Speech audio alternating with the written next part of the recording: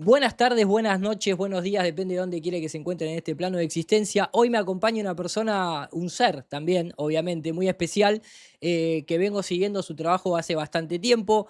Lo conocí un poquito más en profundidad, para mis tristes palabras, en el canal de Carles Torá, lo debo decir. Me recuerdo exactamente el lugar donde me encontraba. Estaba en la estación de autobuses de Toulouse, un mediodía de algún día de semana, a punto de tomarme el autobús para ir a Barcelona. Y en esas cosas del algoritmo te encuentro en una especie de debate, podría decirse una charla, pero con un formato de debate, donde Carles Torá era el intermediador entre Ujú. vos y el otro muchacho que ahora no me acuerdo el nombre. Y no te conocía, te empecé a conocer un poco ahí, sinceramente, no hace mucho, pero quedé fascinado por la facilidad y por la cantidad. A mí me gusta la gente que tiene esa información acumulada de manera muy orgánica, muy estructurada en la mente y que sabe explicarla al afuera. Y esta temática que vamos a abordar hoy, que es el tema de Fomenko, el tema sí lo conocí a través de los hermanos Barea, y por otras cuestiones que nosotros de alguna forma las fuimos abordando por la temática de la cosmovisión que profesamos. Pero cuando vi esa charla dije, epa, este flaco algo sabe. Y bueno, ahí entré a tu canal, empecé a seguir tu material. Creo que en algún que otro video te he dejado algún comentario.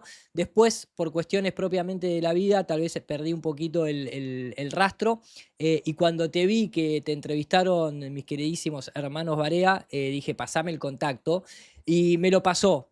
No te mensajé, muy característico mío, la de estirar algunas veces por cuestiones de agendas locas, y me escribiste vos y acá estamos. Así que para mí es un lujo, sinceramente, tenerte, Mica. Te voy a decir Mica, Micael, como quieras, pero es Mica un... está bien. Mica está bien, pero es un Sí. placer realmente, bueno, que vengas primero a mi canal, y segundo, que hayas compartido también con los Barea, y sobre todo que divulgues este material desde la seriedad con lo que haces, que es difícil de entender para muchos, me incluyo. Así que voy a hacer una especie de, sí, te voy a entrevistar, podría decirse, vamos a charlar, pero también voy a hacer una especie de alumno barra espectador en primera fila. Así que bienvenido y gracias por tu tiempo.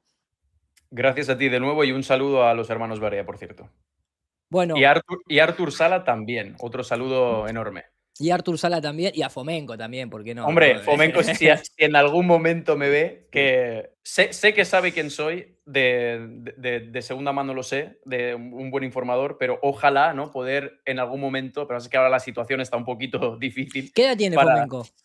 pues, 70 y tantos, no me acuerdo. Hace poco fue su cumpleaños en marzo y sí, sí, es un hombre ya bastante mayor, bastante mayor. Es un pibe, para que yo tengo 45, no me tires los 73, los 73 lo tengo a la vuelta de la esquina, me está porteando.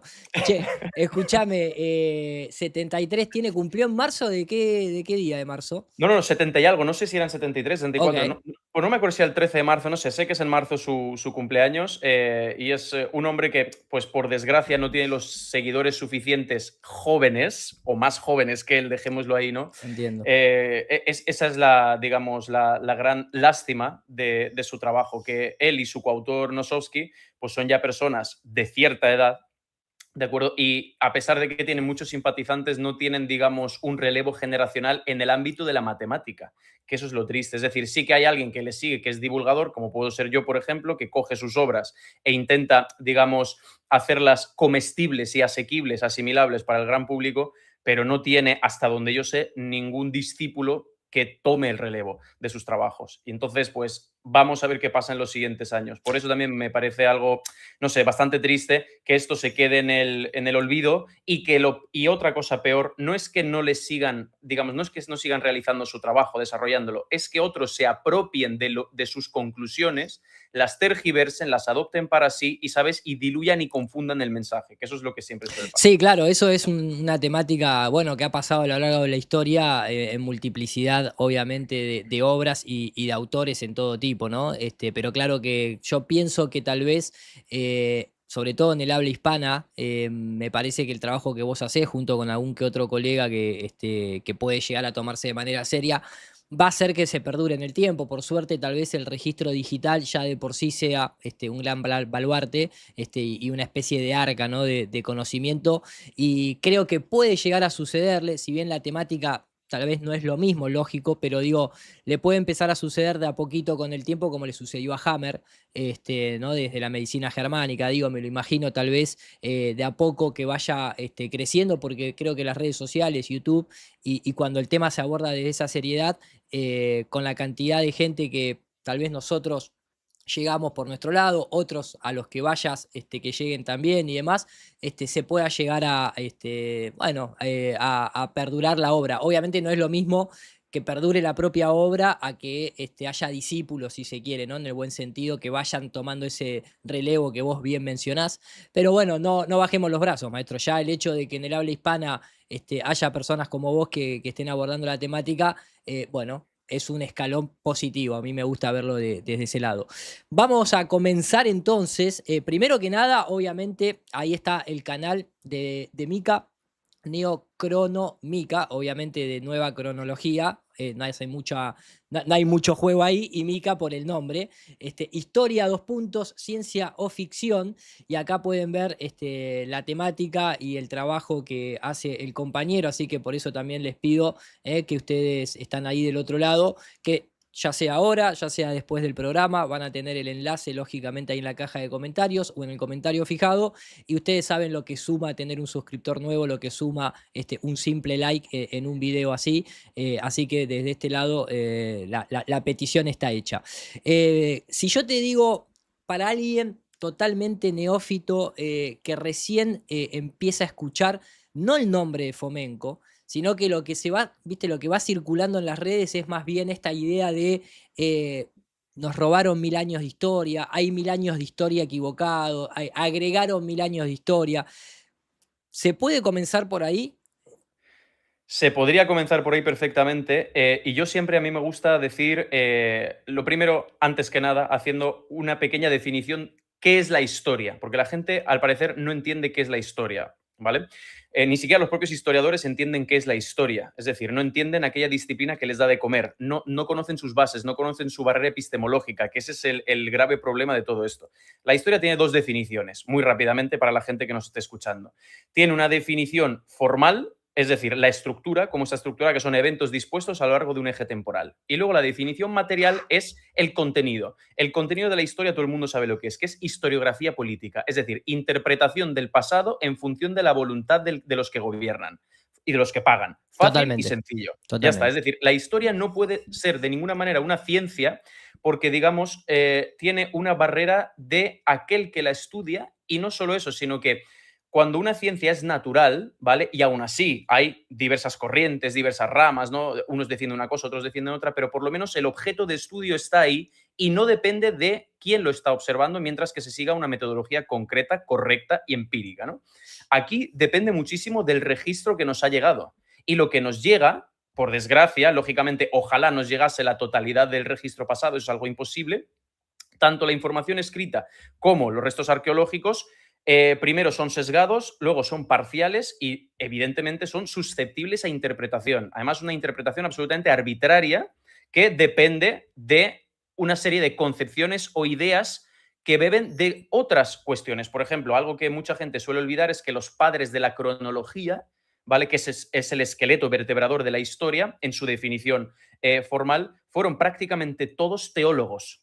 Es decir, Totalmente, totalmente. que la concepción de la historia bebe absolutamente de la teología, y más que de la teología, viene de la escolástica, de una rama que es, digamos, entre comillas, para que la gente lo entienda, tratar de unir o de hacer una simbiosis entre la filosofía aristotélica, ¿no? Y la teología cristiana. Es decir, darle una explicación lógica a cuestiones puramente teológicas. Entonces, bebe de ahí. Entonces, toda la, digamos, historia ha sido construida por teólogos, y ahora la gente dirá, vale, pero eso es en el caso de Europa, que ese es el error también que se suele cometer siempre. La gente piensa que la historia surge, digamos, como si fuese un brote de hongos, ¿no? Dispersos por todo el mundo, y que luego, al ir germinando, ir creciendo, se han ido entretejiendo y han ido cuadrándose entre sí de manera orgánica. Realmente no es así, ¿vale? La historia, toda la historia universal, prácticamente fue creada por los europeos.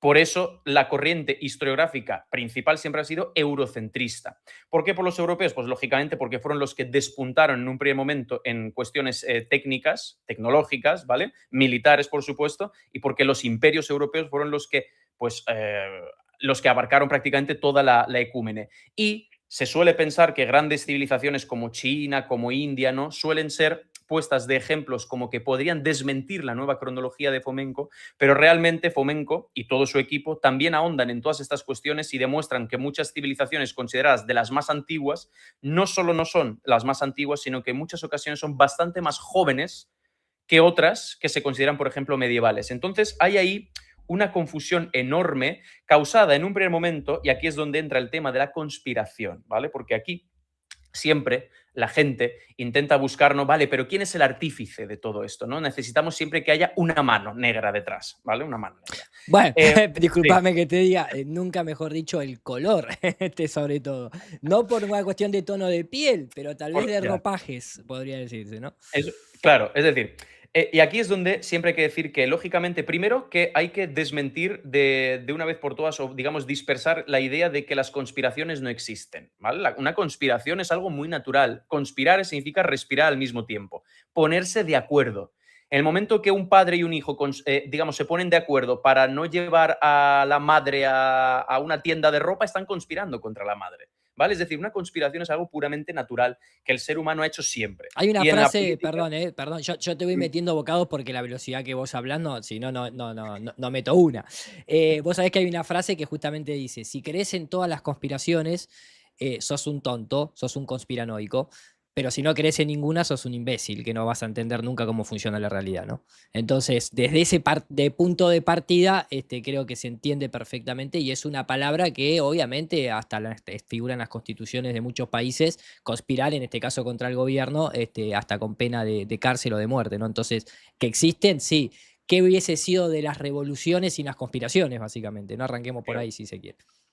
Efectivamente. Es decir, claro, es que el problema es lo que tú bien has dicho, porque ahora se ha mezclado, ¿no? En los dos términos paranoia con conspiración y han creado conspiranoia, ¿no? Es Exacto. decir, es como una especie, digamos, de palabra para desprestigiar a cualquier persona que no está, digamos, no está de acuerdo con la tónica oficialista. Incluso si puede ser que de 10 cuestiones en 8 esté equivocado, pero en 2 esté en lo correcto, directamente en esas 2 tampoco va a estar nunca en el camino correcto porque pues ya lo han metido en el saco de la conspiranoia, ¿no? Como una especie de enfermedad mental, como una Totalmente. patología, Sí, ¿no? sí, totalmente.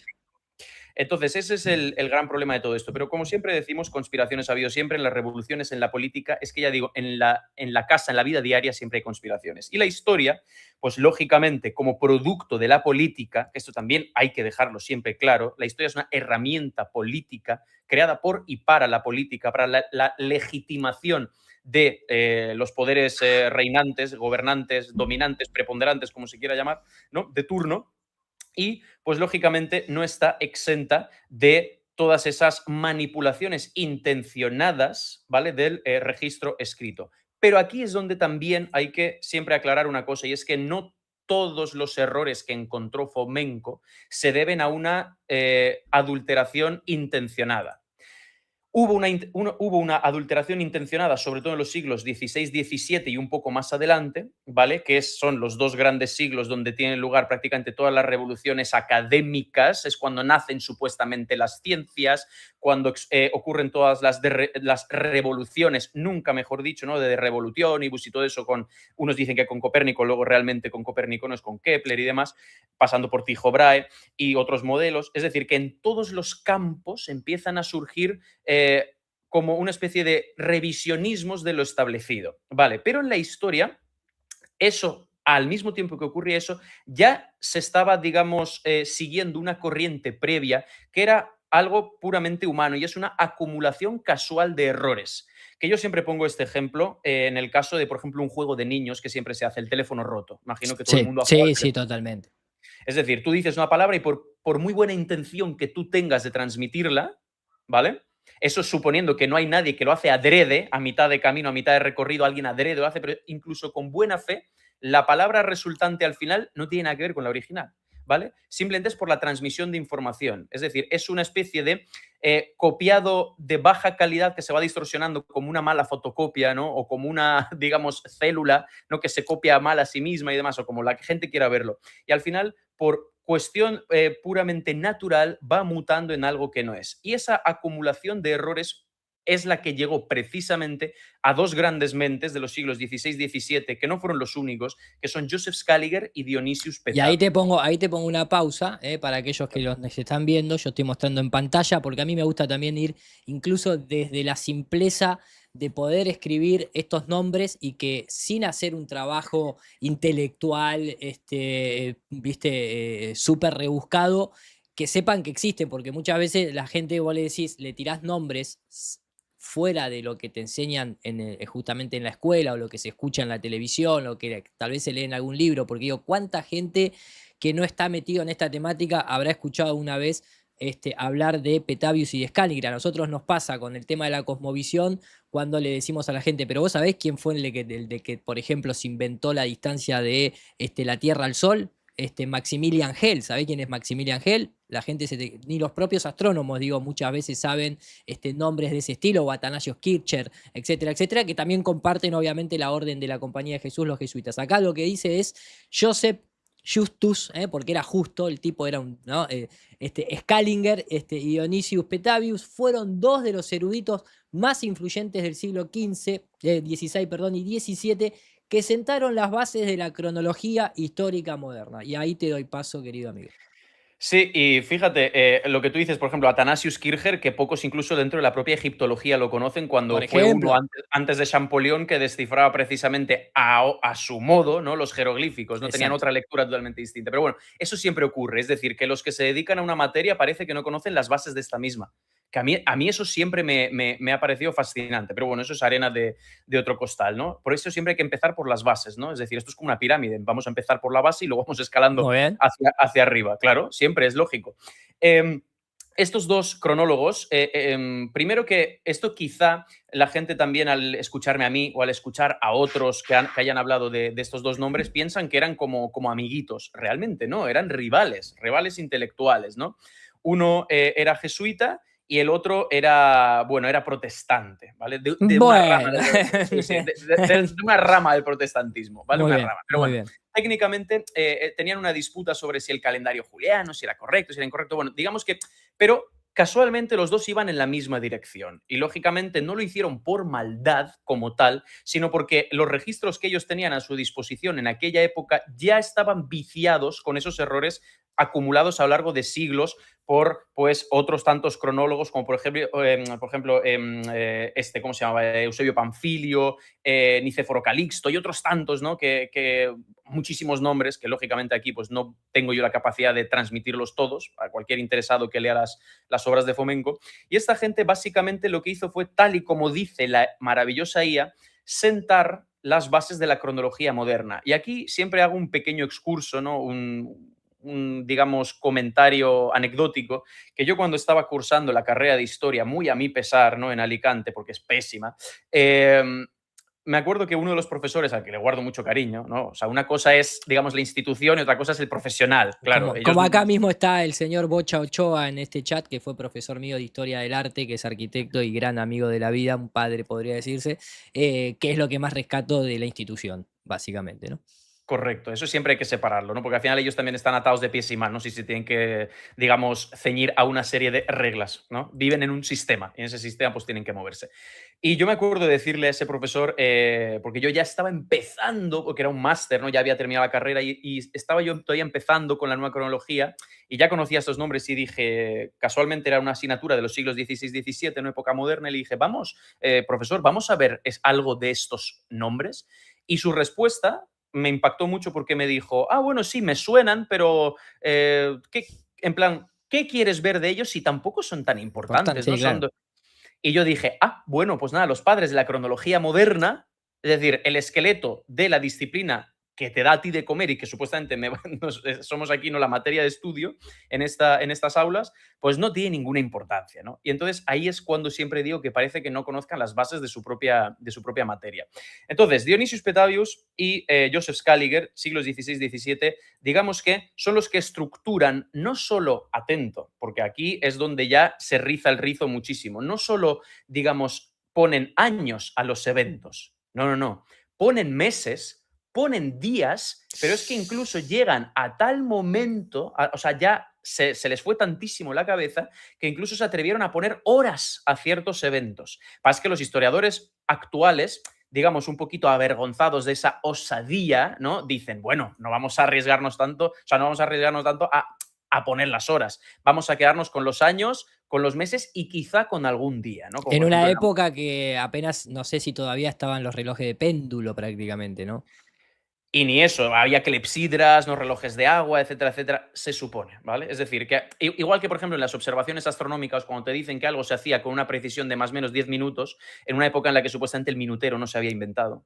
No, no, por eso lo O sé sea, también por la investigación de justamente del jesuita que dio lugar a la unidad astronómica, que es Maximilian Hell, donde mucha gente le cuestionaba ya en el 1700, le decía, pero si viajaban en barco con relojes de péndulo de este tamaño, no podían sincronizar bajo ningún punto de vista las expediciones que hicieron. Por eso, incluso en Wikipedia, a la fecha de hoy, sigue figurando que los cálculos que presentó en Francia Maximilian Hell, sus propios colegas, algunos de ellos, Van Dridrow, lo acusó de falsificar porque tardó un año y te intentan justificar de que como era buen jesuita, se había tomado el tiempo suficiente porque sus cálculos fueron los necesarios para establecer la unidad astronómica, jamás comprobada, obviamente, y simplemente deducida asumiendo un montón de axiomas y premisas previas desde el punto de vista matemático, pero también ahí el tema del minutaje, el tema de la hora, el tema de la sincronización de tiempo, ya para la astronomía era un quilombo en esa época. Imaginémonos si se le habrá ido la pinza a estas personas con queriendo meter hasta el minutaje, ¿no? O sea, una locura absoluta. locura absoluta. Y además, ellos fueron los primeros que, digamos, trataron de legitimar sus obras, legitimar esas fechas con esas horas concretas usando la astronomía, ¿vale? Y para eso, nada más y nada menos que invitaron a colaborar a grandes personajes como, por ejemplo, Johannes Kepler, conocido por todos. Y de Por hecho, asesinar a. No, no, Kepler, por eso no, perdón, perdón. no, no, escucha, espérate, vamos por partes. Mirá que acá en el chat somos en este momento casi 800 seres en vivo, a los cuales mandamos un gran saludo, y la mayoría conocen un poquito la historia de, de la Bien. astronomía y sus mundillos ocultos, así que, pero bueno, adelante. En todos los ámbitos, no es que volvemos a lo mismo, en todas las casas cuecen habas, ¿sabes? Entonces, Kepler dijo una frase muy famosa en latín, ¿no? Que es Scaliger me seduxit, terret me ut video studium chronologicum. Es decir, Scaliger me ha confundido, sedujo, pero no sedujo en el sentido romántico, ¿no? Me ha confundido, me aterra por lo que veo el estudio de la cronología. Es decir, que él mismo fue testigo de cómo le decían, mira, ajusta esto aquí, haz esto allí, haz esto allá, y él mismo decía, vamos a ver, ¿qué me estáis pidiendo? Eh, claro, No, no, pero ¿sabes por qué hago así? Porque no sé si tenés el libro yo no lo leí, pero la tapa siempre me llamó la atención, lo estoy mostrando en pantalla, que es Kepler and the Jesuit, escrito por Brooke and Hamphney, en donde, bueno, más o menos, en resumen, justamente habla un poco de cómo los jesuitas son los que están detrás de Kepler, básicamente. Así que no me extraña también tenerlo ahí Scaliger sobándole la oreja, ¿no? bueno, por cierto, el supuesto apellido de Scaliger, que supuestamente bebe de una familia italiana que era de la Scala, Ok, ¿vale? ok. Que no se sabe si es casual, pero casualmente se dedicó a la escala cronológica. Es decir, no sabemos si es un apellido o viene de familia una especie de. ¿Sabes Ya lo que te me lo, estoy ya te lo estoy refiriendo? diciendo yo porque, por ejemplo, si vos vas a Wikipedia, vos podés creer que un tipo se llame Maximilian Hell y que Ya, no. fue el que dio la distancia de la Tierra al Sol. Y él te dice que en Wikipedia figura que el apellido oficial no era Maximilian Hell, él se lo quiso cambiar. Incluso en la actualidad, el actual director del Observatorio Vaticano se llama Guy Consolmagno. ¿Quién va a creerse que el tipo se puede apellidar, viene de familia con el sol magnánimo, con sol magno? Así que en base a lo que vos decís, me cuadra bastante, porque también creo que es una manera de dejar plasmado, ¿no? En el apellido, si se quiere, en este contexto, una señal, ¿no? Me parece a mí. Claro, además que los apellidos también supuestamente surgen más o menos por aquella época, los apellidos como tal, como los Como tal, conocemos sí, hoy sí, en sí. día. Claro, es decir, que todos al final tienen que ver con el oficio, ¿no? Exacto, Alguna característica exacto, personal, etcétera, etcétera. Entonces exacto. ahí queda el. Y Dionisius Petavius, lo más probable es que simplemente fuese Dionisio el Pequeño. ¿Y por qué hay que quedarse con Petó, Petit, ¿sabes? Ujú. ¿Por qué hay que quedarse con esto? Porque supuestamente en el siglo VI después de Cristo, ¿vale? Supuestamente hubo un Dionisio el Exiguo que, dedicándose a las cuestiones de la Pascua, fue el primero en calcular supuestamente la fecha primero de la crucifixión de Cristo y luego restándole aproximadamente 33 años, ¿no? Dijo, pues más o menos nació en esta época, ¿no? Luego, lógicamente, supuestamente en el siglo VI. Después se sabe que hasta el siglo XIV, 700 años nada más, ¿sabes? En el Imperio Bizantino se seguía discutiendo, supuestamente habiéndolo ya calculado un monje y habiéndolo establecido ya, se seguía discutiendo sobre la fecha del nacimiento de Cristo. Luego, el primer documento oficial que sale de la Cancillería Vaticana que utiliza el cómputo Anno Domini es del año 1431, ya nos vamos al siglo XV, pero por lo que sea, ¿vale? Este Dionysius Petavius, ya en el siglo XVI-XVII, se seguía dedicando a las cuestiones de la Pascua porque al parecer no estaba del todo clara la fecha del nacimiento de Cristo. Entonces es muy probable que realmente, teniendo en cuenta cuándo el resto de países adoptaron el Anno Domini, que para información de muchos fue bastante tarde, siglos XVI, XVII, XVIII, algún que otro país se pasó al Anno Domini, antes de eso se utilizaba la era bizantina o desde la creación, ¿vale? Pues es muy probable que fuese ese Dionisio pequeño cuyo reflejo en el pasado sea precisamente Dionisio el Exiguo. Y ya que hablamos de reflejos, pues si quieres, aquí ya podemos entrar en qué son los reflejos, o sea, a qué se refiere la nueva cronología con reflejos fantasma Creo que lo y los tengo, movimientos cronológicos. creo que lo tengo puesto acá en la pantalla. Son Ahí está. estos gráficos en donde, bueno, si querés ir explicándolos, estamos en pantalla gigante y saludo a los 804 seres que nos están acompañando, la gente en el chat loca, ¿eh? Así que estás bien. Venís bien, Mica, venís bien. Perfecto, chico. Pues nada, algo que ya he explicado en más de una ocasión, voy a intentar hacerlo aquí también de manera sucinta y somera y que sea comprensible, ¿vale? Vale. Vale, entonces, la historia, lo que revela la nueva cronología utilizando una metodología de formalización y procesamiento de fuentes escritas, y aquí es donde hay que recalcar lo de escritas, todo lo que sea fuera del ámbito de la historia, que recordemos, volvamos al instituto. Historia es todo aquello de lo que hay estado y registro escrito. Prehistoria son todas aquellas sociedades primitivas, no necesariamente salvajes, pero sí primitivas, que simplemente no escriben sobre sí mismas, no Exacto. dejan registro escrito. Es como si mañana, por ejemplo, hubiese una hecatombe mundial y la gente se dedica a sobrevivir durante 200 años y en vez de escribir, pues busca que meterse a la boca. Literalmente viviríamos en una época prácticamente no histórica o casi volviendo a la prehistoria. Eso es para que lo entienda la gente. ¿Vale? Y sumémosle también la cuota en el que dentro de este contexto, tal vez algunas civilizaciones que dejaron algunas cosas escritas han sido, ¿no? Eso es claro. Ocultadas, modificadas. No, esta civilización no dejó nada escrito. No, Eso, también. Iru, es un tema que, fíjate, incluso escapa a la nueva cronología, porque la nueva cronología, es decir, antes de pasar a los paralelismos, un break, o sea, un punto y aparte. La nueva cronología no dice que ellos tengan la verdad en última instancia. Lo que dice la nueva cronología es que con las fuentes principales que constituyen los pilares de nuestro conocimiento del pasado, tras procesarlas y analizarlas matemáticamente, estadísticamente, el relato en vez de ser A es B. Pero eso no significa que el resultado B sea real. Significa que con lo que hay se puede deducir B y no A, como hacen los historiadores. Ahora bien, que puede ser que hayan existido civilizaciones anteriores de las que no nos ha llegado realmente nada sólido para reconstruir ese pasado. Probablemente, pero es que no se mete ahí porque no puede meterse ahí. No, no, lo que hace está perfecto. Toma al menos lo que quedó, Lo que hay. lo que hay. Ya Lo que está. hay. Es decir, no se pone a especular. Es como si tú eres abogado de un asesino, ¿no? Y con las pruebas que hay, tú no te las puedes inventar. Con lo que hay, tienes que construir, digamos, la defensa.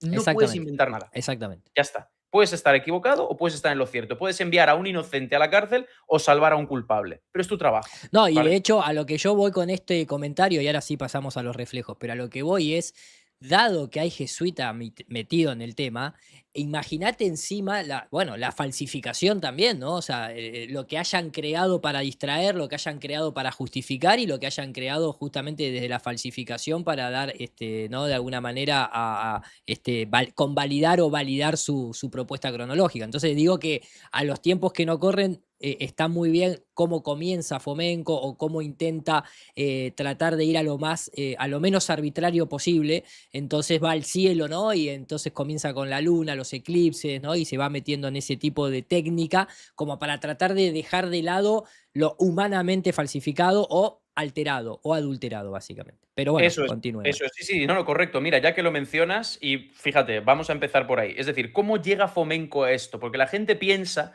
que, o sea, yo entendería la crítica si fuese un graduado en historia renegado que no le han dado una cátedra y por despecho, ¿sabes? Como una novia que le han roto el corazón, empieza a hacer la vida imposible a los historiadores. Pero es que no tiene nada que ver con eso. Es un matemático que fuera del ámbito de las ciencias sociales, que odio llamarlas así, ¿vale? Sobre todo la historia, que no es ni siquiera una ciencia, es una disciplina con pretensiones, él en un primer momento se topa con, en los años 70, un problema de astrofísica que plantea Robert Russell Newton, ¿vale? Que es la segunda derivada de la elongación de la Luna, que caracteriza la aceleración. Es decir, Robert Russell Newton estaba haciendo un mapeo, ¿no? Del cielo y tal y cual, y lógicamente uno de las luminarias celestes más famosas y que está presente junto con el Sol en nuestro día a día es la Luna, ¿vale? Entonces él dijo, pues voy a ver cómo se comportaba la Luna en el pasado según los registros que nos han llegado. Y entonces coge uno de los libros más famosos de la astronomía hasta Copérnico, que es precisamente el Almagesto de Claudio Ptolomeo, que supuestamente durante 1500 años fue prácticamente, no el único, pero uno de los manuales de Sí, astronomía sí. más importantes de la historia, ¿vale? Entonces él coge y dice, pues vamos a ir a los datos que hay ahí de la Luna y para saber cómo se comportaba la Luna, pues vamos a ver lo más importante, los eclipses, es decir, la periodicidad, ¿vale? De la Luna. Inalterable desde que supuestamente Sumeria los registra Claro, prácticamente, ¿no? entonces, y él se da cuenta de que haciendo caso a dónde estaban los eclipses, su fase, la observación y tal, tal, si tú ponías eso todo en un cálculo computacional, te daba que la Luna, por lo que sea, tuvo que haber, esto lo estoy resumiendo mucho, acelerado en una época, ¿vale? Y después con las mismas, a partir de X año, tuvo que haber decelerado hasta volver a su velocidad normal. Y entonces él dijo, vamos a ver, aquí hay dos opciones. O hay unas fuerzas que desconocemos, que por lo que sea de repente hacen que actuase así y que no ha dejado realmente ningún efecto sobre nosotros, porque en esas mismas crónicas tuvieron que haber registrado, si hubiese pasado eso, de verdad habría habido cataclismos, yo qué sé, cualquier cosa, ¿no? O Sí, visiones sí, extrañas, totalmente, algo, sí, sí, algo, sí, sí, ¿vale? totalmente. Aparte, discúlpame, vos sabés, Sí, te voy metiendo bocado, vos sabés que dentro de por lo menos los estudios que nosotros hemos hecho, obviamente que la segunda ley de Kepler está bien, es correcta, solamente que la que acelera y desacelera no es la Tierra, sino que es el Sol, porque forma lo que es el analema solar, o sea, se ve claramente un 8 en donde vos ves una panza más pequeña y una panza más grande. Para nosotros la panza más grande recorre un perímetro más amplio cuando el verano está ¿no? en el sur del mundo, digamos, y uno más pequeño cuando se mete más hacia el centro del mundo. La luna, cuando vos fotografías y haces un lunalema, no marca una diferencia de panza chica a panza grande. Pareciera ser un infinito bastante constante, justamente, en relación a esto que vos estás comentando. correcto, sí, sí, sí, lo del analema. Es que, claro, son tantos temas que yo, evidentemente, aquí no soy ningún experto ni en astronomía, ni en astrofísica, ni en eso. Es decir, yo soy un divulgador de la No, no, historia. y está perfecto, Mica, yo no tampoco lo digo esto para que vos tomes ninguna posición, sino que a medida que vos vas comentando, se me vienen un poquito cosas en la cabeza y como también un poco para satisfacer la necesidad del público de NUR para todos, que ya somos 900 seres, me gusta meter estos bocaditos, al menos de la investigación que nosotros hemos hecho, pero sin comprometerte a vos, eso está claro. Además, quiero dejar aquí un apunte muy, muy claro. Es decir, realmente nada tiene que ver. entrando en vuestro ámbito, la forma de nuestro planeta para la nueva cronología. O sea, es que No, no, no, tiene. totalmente. Eso es que porque la gente también suele confundirlo y tal. Al final es lo que observas tú estando parado en un momento en el cielo. O sea, Exacto, no tiene nada que ver, ¿vale? exacto. Pero yendo para allá, entonces, Robert Newton dijo, entonces, aquí hay dos conclusiones posibles. O unas fuerzas inexplicables que nunca más se han manifestado, porque si existen, tendría que haber manifestación en cualquier otro ámbito, pero solo ahí y en ese momento concreto es rarísimo. Entonces él dijo, los datos están mal, y entonces acusó a Claudio Ptolomeo de ser precisamente un fraude. Y escribió un libro que se llama literalmente El crimen de Claudio Ptolomeo. Que lo que él dice, a ver, es un poco fuerte, chocante el título, ¿no? Y es que simplemente dice que Ptolomeo supuestamente cogió datos de Hiparco, que son supuestamente todavía más antiguos, Ajá. y él realmente no observó nada. Simplemente puso observaciones reales, pero que eran anteriores a él en su época, y de ahí lo del desfase. Bueno, pero también lo mismo hizo Copérnico, ¿eh? Copérnico está oficializado desde la universidad, no me acuerdo, Complutense de Madrid, no sé cuál, el Dani Márquez lo leemos siempre. Copérnico era chicato, no veía, y lo que él presentó para su teoría heliocéntrica, ni siquiera lo observó él, lo tomó también de otros colegas y otras personalidades de la antigüedad, simplemente. Sí, no, sí, y el tema de Copérnico, de que realmente fuese un astrónomo, es otro cantar, ¿vale? Porque Y realmente encima, él, y él encima. era médico, ¿vale? Él era médico Exacto. realmente, y lo de la astronomía es como que, bueno, es otro tema No, bastante. pero está bien, pero continúa, maestro. Perdón, no Eh, te eh, quiero sacar de la línea, no, no, pero no, me no hace te acordar a preocupes. cosas. No te preocupes, tú ve metiendo que yo sé que si no, no me callo. Em, entonces, claro, él escribió ese libro, El crimen de Claudio Ptolomeo, y no quedó ahí la cosa. Dijo, bueno, yo he llegado a esta conclusión. Para mí es un fraude bien hecho, ¿vale? Pero un fraude.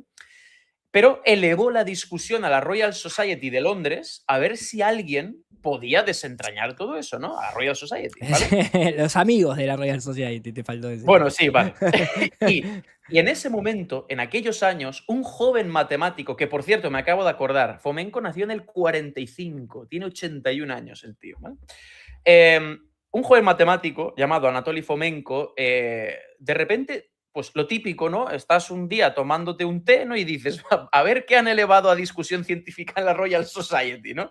Y entonces vio que estaba ese tema y dijo, a mí esto de los eclipses me suena de haber leído en algún momento y haber escuchado por los pasillos de la Facultad de Matemáticas que en Rusia, en la Rusia de principios del siglo XX, hubo un enciclopedista y científico llamado Nikolai Morozov que dijo en su momento, en una obra monumental en 7 volúmenes que se llamaba Cristo, la historia de la luz a la luz de las ciencias naturales, dijo, él ya propuso en su momento la siguiente cuestión. ¿Y si los eclipses presuntamente antiguos estaban mal datados y realmente eran observaciones medievales, muy posteriores? Entonces Fomenko dijo, vale, vamos a desprendernos de cualquier concepción a priorística dentro de la cronología histórica y vamos a ir simplemente a los datos desnudos, a los datos numéricos. Vamos a introducirlo todo, vamos a recalcularlo todo y tras una serie de, pues no voy a entrar aquí, de recálculos, el enigmático efecto de la aceleración desaparece. ¿Por qué? Porque resulta que los eclipses sí son reales, sí se observaron en las regiones en las que se dice, pero en una época que iría aproximadamente del año 1000 en adelante, hacia el presente.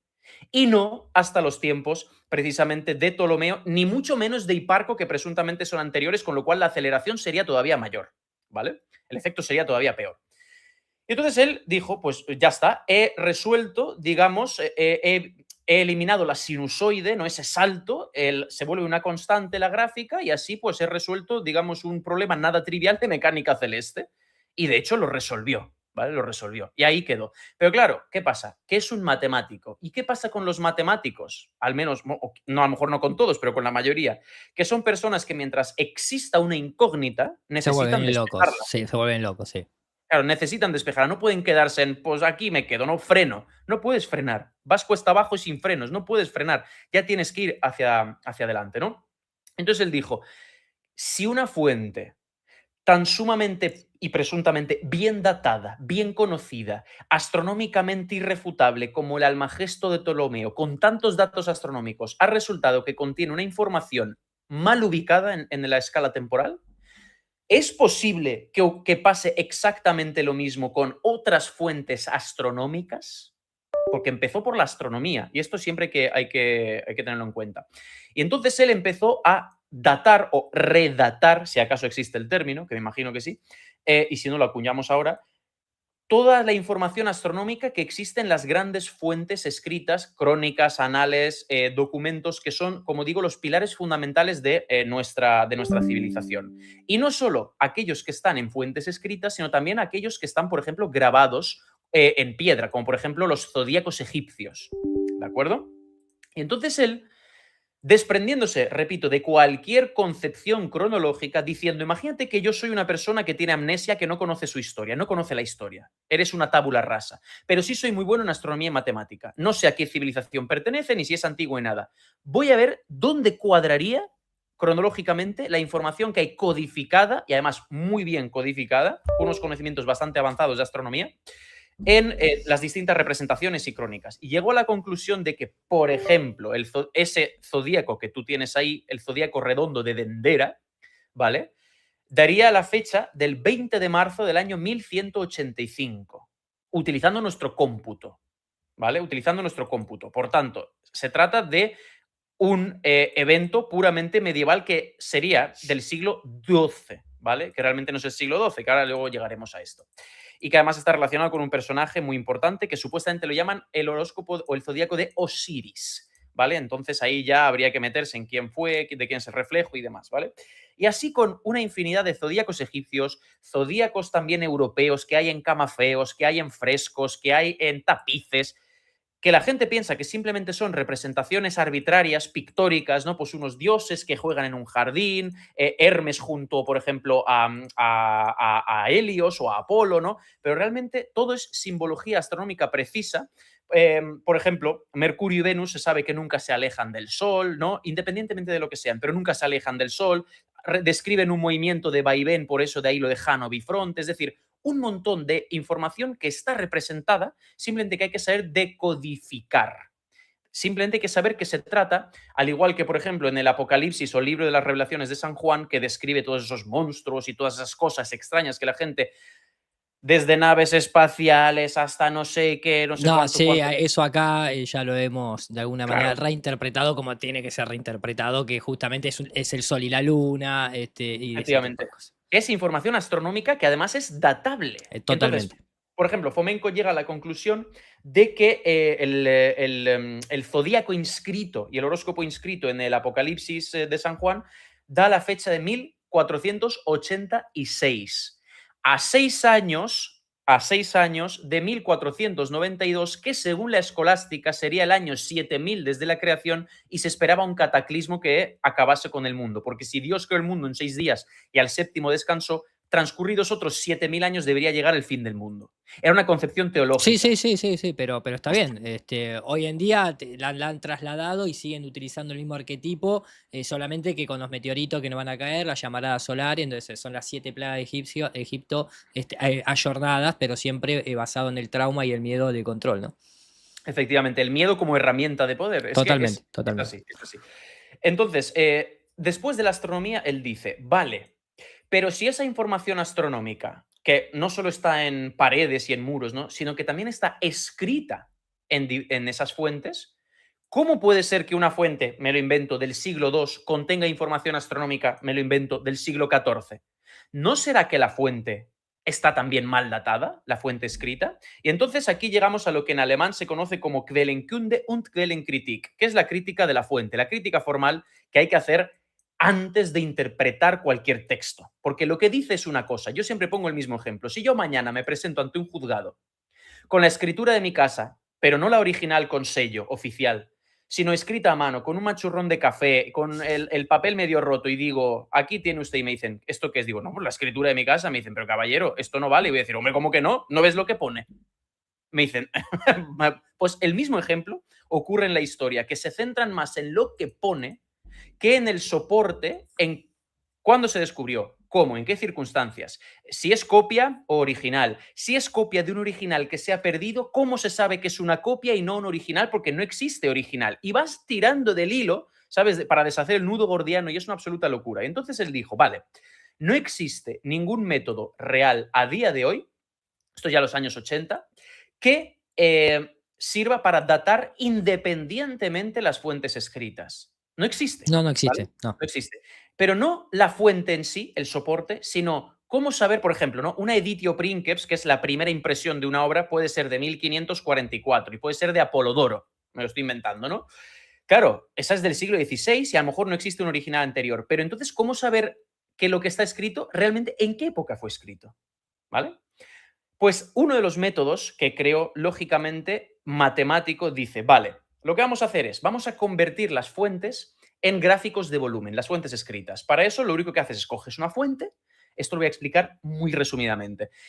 Coges una fuente, la divides, sobre todo fuentes largas, crónicas, anales, ¿no? Que describen largos periodos de tiempo. Por ejemplo, Aburbe Condita de Tito Livio, desde la fundación de Roma, ¿no? Pues por ejemplo, esos 700 años de historia de Roma, por ahí.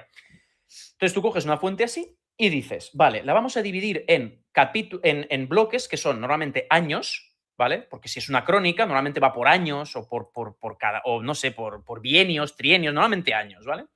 Y le vamos a dedicar, vamos a crear un gráfico volúmenes viendo cuánta información, cuánto volumen de información dedica a cada año.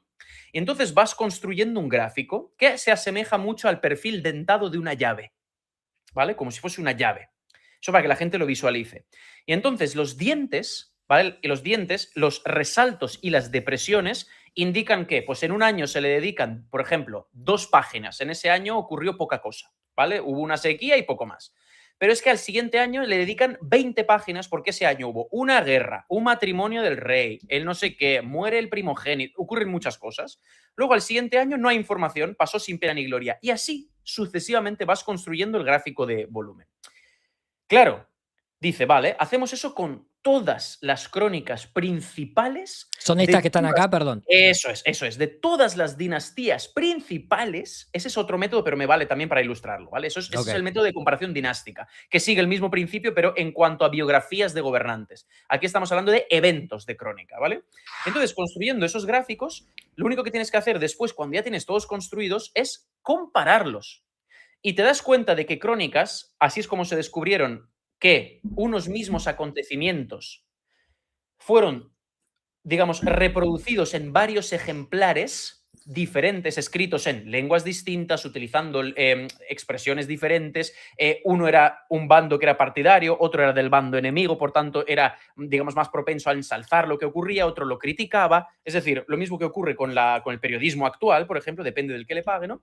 Pero precisamente se descubrió ese, digamos, ese hilo conductor, ¿no? Ese residuo seco invariable, que es precisamente el volumen de información, porque tú puedes tergiversar lo que ocurrió, pero si ocurrió y hablas de ello, independientemente si estás a favor o en contra, estás poniendo que ocurrió. Por tanto, ya le estás dedicando espacio en ese gráfico de volumen. Es decir, que quieras o no, hablas de ello, no te lo puedes callar. Y entonces, comparando los diferentes gráficos de volumen de las distintas crónicas universales, las más grandes, ¿no? Pues ya digo, como la de Tito Livio y otros tantos libros enormes, gigantescos de diferentes civilizaciones, se dieron cuenta de que hay pares idénticos que hacen los mismos saltos en los mismos momentos. Eso no quiere decir que si en una crónica se le dedicaban 15 páginas, en la crónica que es su copia se le van a dedicar 15 páginas. No, quizás se le dediquen 5. Pero lo que sí que se observa es que cuando la información decrece, en la otra crónica decae también. Cuando en la otra formación crece, en la otra crónica simultáneamente vuelve a crecer. Y supuestamente eso tendría fácil explicación si fuesen, digamos, descripciones de una misma época, pero de bandos enemigos. Por ejemplo, la guerra actual, ¿no? Por ejemplo, entre los habichuelos y los no sé qué, ¿vale? O entre los dos hermanos eslavos que luchan en el este de Europa. Está claro que ocurre algo y que cada uno va a tirar hacia su propia propaganda, pero los hechos, más o menos, el orden en el que ocurre y todo van a ser los mismos. Entonces no habría nada especial en ello. Pero ¿qué ocurre cuando se duplica exactamente el volumen de frecuencias de épocas que son supuestamente lejanas en el tiempo y además están también dispares geográficamente y que pertenecen también presuntamente a pueblos que no solo son distintos, sino que supuestamente nunca se llegaron ni a conocer porque cuando uno desapareció el otro todavía ni existía? Como por ejemplo el reino de Judá con el Sacro Imperio Romano Germánico, ¿no? Por ejemplo, ¿cómo puede ser que unos reyes presuntamente judíos sean duplicados de unos monarcas germánicos medievales, ¿no? La que la gente aquí le explota la cabeza. Pues entonces ellos lo que demostraron es que, básicamente, grosso modo, existe un núcleo de acontecimientos real que más o menos iría, utilizando nuestro cómputo, desde el siglo XI en adelante, es decir, aproximadamente tendríamos unos 9 siglos, 9 siglos más o menos, ¿vale? De historia, y que de esa, digamos, de esa historia, concretamente de aproximadamente desde el 11 hasta el 17, es decir, unos 600 años, son el grueso de historia real, contrastable, que aparte de estar bien ubicada en el eje temporal, a su vez ha ido alumbrando duplicados, llevados hacia atrás. ¿Y por qué los llevaron hacia atrás? ¿Por qué no los sobrepusieron? Porque la gente, estos son los errores casuales de los que te he hablado antes, esa acumulación de errores. Tú antes, antiguamente, no existían estos cálculos matemáticos ni cálculos computacionales. Una persona cogía dos No, crónicas, no podía. las leía y decía, esto no parece lo mismo. No es lo mismo. Que sí lo era, pero decía, no, no es lo mismo porque ni utiliza los mismos nombres, ni no se parece, no son lo mismo. Entonces, claro, si esta ya está aquí y yo sé que es de esta época, ¿esta dónde cabe? Me la llevo para atrás. Y la siguiente que descubro que, ¿dónde cabe? Porque encima no, porque ya habría solapamiento de acontecimientos. Pues como no cabe aquí tampoco, me la llevo hacia atrás. Y fueron desglosando y poniendo en fila lo que en un primer momento tuvo que haber sido una milhoja, un pastel en capas, ¿vale? Que cada capa simplemente añadía, digamos, matices de sabor a la historia descrita y que tiene que ser todo aunado y mezclado, ¿no? Y al no saber hacer eso, crearon artificialmente con concepciones teológicas escolásticas de que cada día de la creación era realmente equivalía a 1000 años, por tanto 6 días que trabajó Dios realmente son 6 milenios, y entonces fueron tejiendo ese hilo milenario y lo fueron llevando hacia atrás y dotándolo, ese esqueleto, de esa carne con esas crónicas, ¿vale? Y luego ya le dieron los detallitos con la astronomía, ¿no? De las horas y los días, y aquí César dijo esto, y aquí lloró sobre la tumba de Alejandro Magno, y Eratóstenes, y su bla, bla, Sí, bla. sí, sí, sí. Porque aparte en un principio, supuestamente también el pedido del Papa de su momento para cambiar el calendario juliano al gregoriano, también siempre ellos basaban mucho de la importancia del calendario para poder festejar las fechas santas, porque también era la manera de mantener el ritual, ¿no? Y de mantener la creencia. Entonces, Obvio. era muy importante manejar el calendario y en un principio se basaban en fechas de celebraciones, pero celebraciones de qué? De historias inventadas, de eventos manipulados o lo que carajo fuese, ¿no? Porque bueno, ya cuando arrancamos de que con Jesús en el día, ¿no? En el año cero, para ese calendario, ahí de alguna manera se empieza, para mí, de mi punto de vista, ya se empieza con una historia sospechosa, déjame decirlo Hombre, así, sí. ¿no? No, no, claro, a ver, al final la historia religiosa de Cristo, es decir, porque existe la figura secular, real, Sí, sí, entiendo. civil, y existe la imagen deificada. La imagen deificada no deja de ser un reflejo del sol. Ya No, está. no, totalmente. Sí, sí, eso está clarísimo. Eso, de hecho, Que de hecho, Fomenko se mete con Cristo. no es que se meta con Cristo. Fomenko dice que Cristo, como figura, es el eje vertebrador de la civilización, no solo occidental, sino mundial. ¿Vale? Ujú. No, no porque realmente, a ver, y esto hay que entrar, no porque, claro, aquí es donde la nueva cronología choca con la religión y muchos les atacan, ¿no? Ellos Claro, por dicen, eso te tú, digo. tú, claro, tú cree en lo que quieras, es decir, si tú quieres creer de poner la otra mejilla, las enseñanzas de Cristo, tú, lo que tú quieras, eso no afecta a nada. Lo que estamos diciendo es que por voluntad política se creó esa figura, se le ensalzó hasta tal punto y eso lógicamente tuvo un fin puramente prosaico. Es decir, pasa es que, habría que ahondar con qué fin, para qué, etcétera, etcétera. Fue un personaje muy importante, hizo grandes cosas, pero lógicamente ha habido otros grandes personajes a lo largo de la historia que no han tenido, digamos, el honor de ser elevados a la categoría de Dios Supremo Todopoderoso, ¿no? Pero ese es otro tema, ¿vale? Otro tema. Entonces, aquí llegamos a lo que tú estás enseñando, que siguiendo el mismo principio que de las crónicas, hace lo mismo con las dinastías, donde pares de dinastías son virtualmente idénticos, con diferencias, porque la gente dice, pero es que Fomenko, estos son los típicos mamertos, ¿no? Que ¿sabes? En plan, sin haber leído una obra, se meten en internet y ponen en la IA, la nueva cronología es una mentira, ¿no? Y entonces la IA dice, sí, es una teoría pseudocientífica que ha sido Sí, sí. desmentida, bla, bla. Y ahora que a Fomenko no lo conocían realmente y no lo conocen, por desgracia, ni en su propia casa, ¿vale? Porque no hay profeta en su tierra, como se suele decir, pero ahora, por lo que sea, desde los años que existe la IA y que está al alcance de todos para ser usada, ahora, por lo que sea, hay expertos en Fomenko y no solo en Fomenko, en críticas de Fomenko por todas partes. Que digo, joder, o sea, hace 5 años no había nadie que conociese a Fomenko. Ahora todos son expertos y lo han criticado. Digo, es virtualmente imposible que hayáis leído las obras de Fomenko en los años que lleváis supuestamente interesados en él. Porque yo llevo desde aproximadamente 2015 hasta el día de hoy sin parar leyendo las obras de Fomenko. Hay muchas cosas que se repiten, que hay muchas cosas que lógicamente, ¿no? Pero si mínimo necesitas 5 o 6 años para leer el grueso de las obras de Fomenko y su equipo. Mínimo, ¿Has, ¿vale? A no has te- ser... has tenido la posibilidad de hacer algún debate serio con historiadores en alguna institución? Porque la No. temática y como vos tenés el título de historiador de alguna manera, te tendrían que Bueno, acoger de otra forma, ¿no? Iru, lo del título no sirve de nada porque lógicamente aquí empiezan las falacias primero ad hominem, ¿vale? Obvio, obvio. Y luego ad populum, que a mí eso me revienta mucho. Es decir, cuando la gente dice, claro, porque todo el mundo está equivocado y solo él está en lo No, correcto. sí, sí, Digo, sí. no, vamos a ver, no digo que todo el mundo esté equivocado y él solamente esté en lo correcto, digo, pero realmente toda revolución académica normalmente parte de una mente brillante o unas pocas, un círculo muy reducido de personas. Totalmente, sí. Es que es así. Sí, sí. Porque incluso, yo siempre les digo, incluso la versión histórica, cronológica, que vosotros utilizáis a día de hoy, sin Scaliger y Petavius no la Mm, mm. tendríais. Estamos hablando de 2 individuos, vale, a ir a una escuela, habría 10, 15, 20, 30 en toda Europa. Individuos así. Es Ahora, que, eh, perdón, porque yo sé que sí, estamos yendo y viniendo, pero creo que se va quedando claro al menos la metodología y demás. Pero digo, con esto mismo que vos mencionás, ¿qué pasa con el mundo judío ahí? Y su calendario, y sus 5000 y pico de años, y su historia, y no, nos metemos ahí, Iru.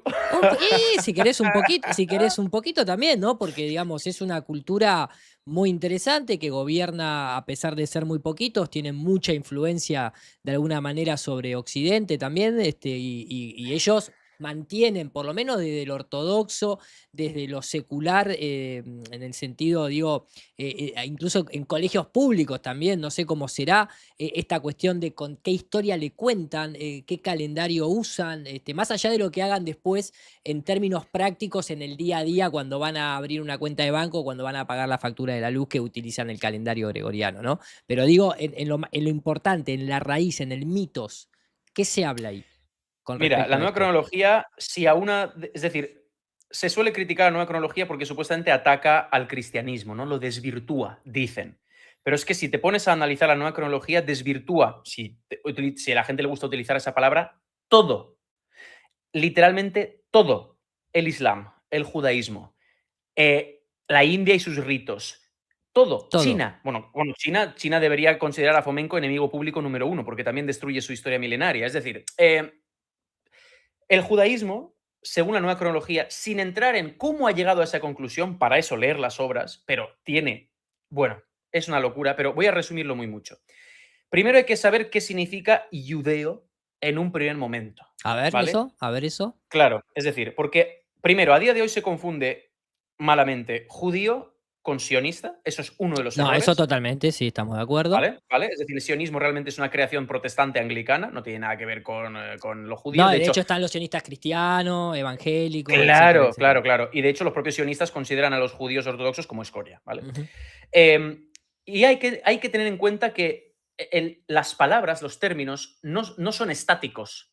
Han ido evolucionando a lo largo del tiempo, ¿vale? A lo largo del esto es algo lógico, ¿vale? Esto es algo lógico. Es decir, una palabra no permanece con su acepción inmutable a lo largo de los siglos. Va adquiriendo matices. Judeo, en un primer momento, significaba literalmente los que alaban a Dios o los que Bien, idolatran a Dios. bien. Vale. Entonces, dentro de esa definición, cabe cualquiera que venere a Dios. ¿Quién era Dios? Antiguamente, Dios, Theos, ¿vale? Que está estrechamente emparentado con la palabra eslava deiat, de ahí deidad, ¿vale? Que significa hacedor, el que hace. ¿quién era el que hace y deshace a voluntad y cuya palabra en última instancia es inapelable? El soberano. Entonces, se deificaba al gobernador de turno.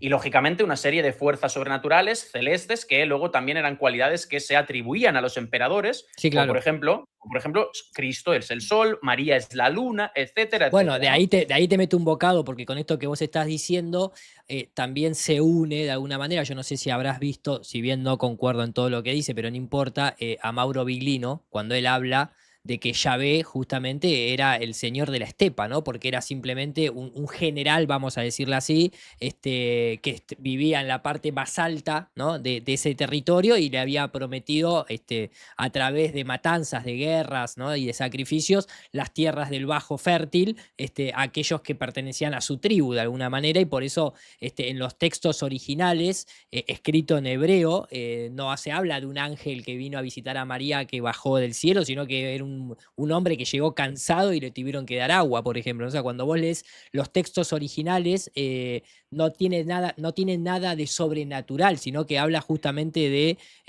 ángel en realidad era mensajero, no era un ser divino elevado con Claro, ala y todo ese es tipo que de en cosas. griego angelos es mensajero. Exactamente. Claro, o sea, es que hay que ir a los términos, porque ese es el error de cuando se traduce algo antiguo a lo moderno, es que traducen todo el texto excepto los nombres, los sustantivos. Entonces tú dices, y un ángel bajó. ¿Por qué utilizas ángel si estás traduciendo un texto griego? Y en griego es un mensajero, Es un bajó o mensajero. vino. ¿Por qué no traduces mensajero? ¿Por qué dices ángel? No, y de hecho Pa- en ese texto del Pentateuco se describe que llegó cansado y transpirado. Lo Un que pasa, ángel todopoderoso. claro, lo que pasa que ahí se vuelve a meter otra vez la iglesia y vuelve otra vez, ¿no? Y también obviamente la parte judía, y decoran la historia muy a posteriori, pero muy a posteriori.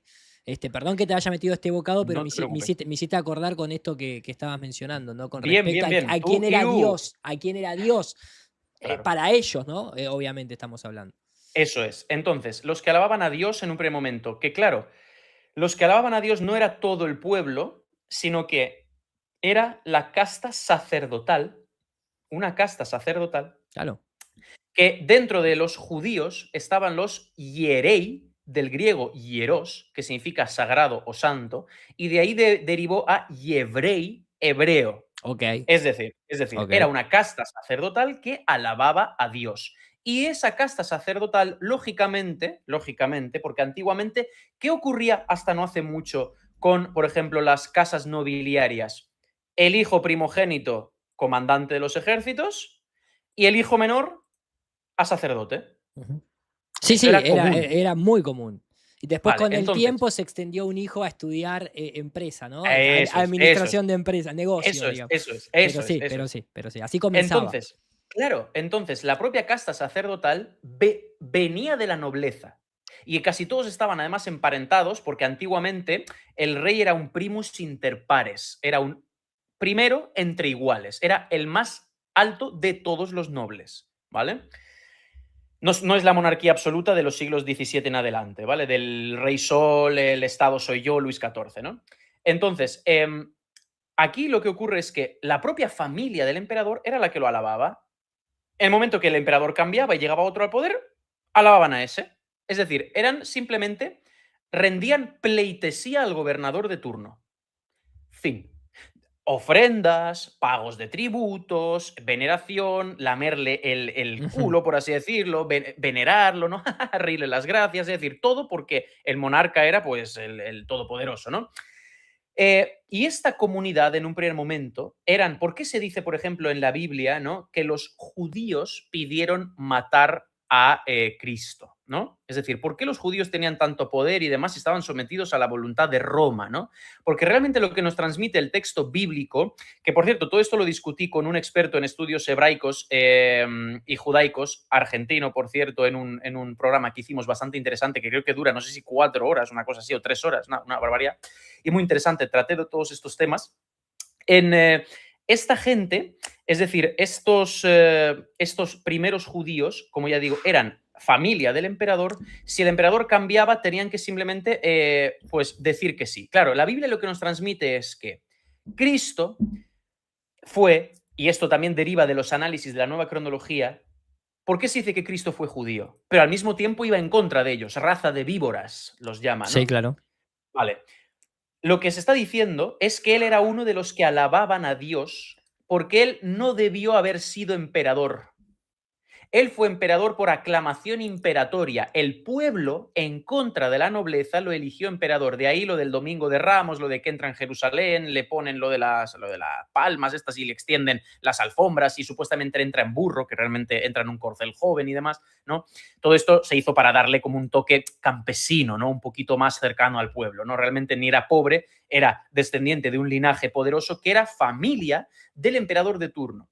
Y entonces él era judío en tanto en cuanto debía rendir pleitesía al emperador. Pero como llegó al poder tras una especie de golpe blando de Estado por aclamación del pueblo, depuso, digamos, a esa casta sacerdotal y lo más importante, luchó contra la corrupción, el pasaje de echar a los mercaderes del templo. Sí, toda la parte ¿Vale? del Sanedrín, ¿no? De alguna manera, por Vale. así decirlo. Entonces, cuando él lucha contra la corrupción, literalmente está luchando contra su propia familia, porque su familia formaba parte de esa Claro, casta claro. nobiliaria que se aprovechaba del pueblo, ¿vale?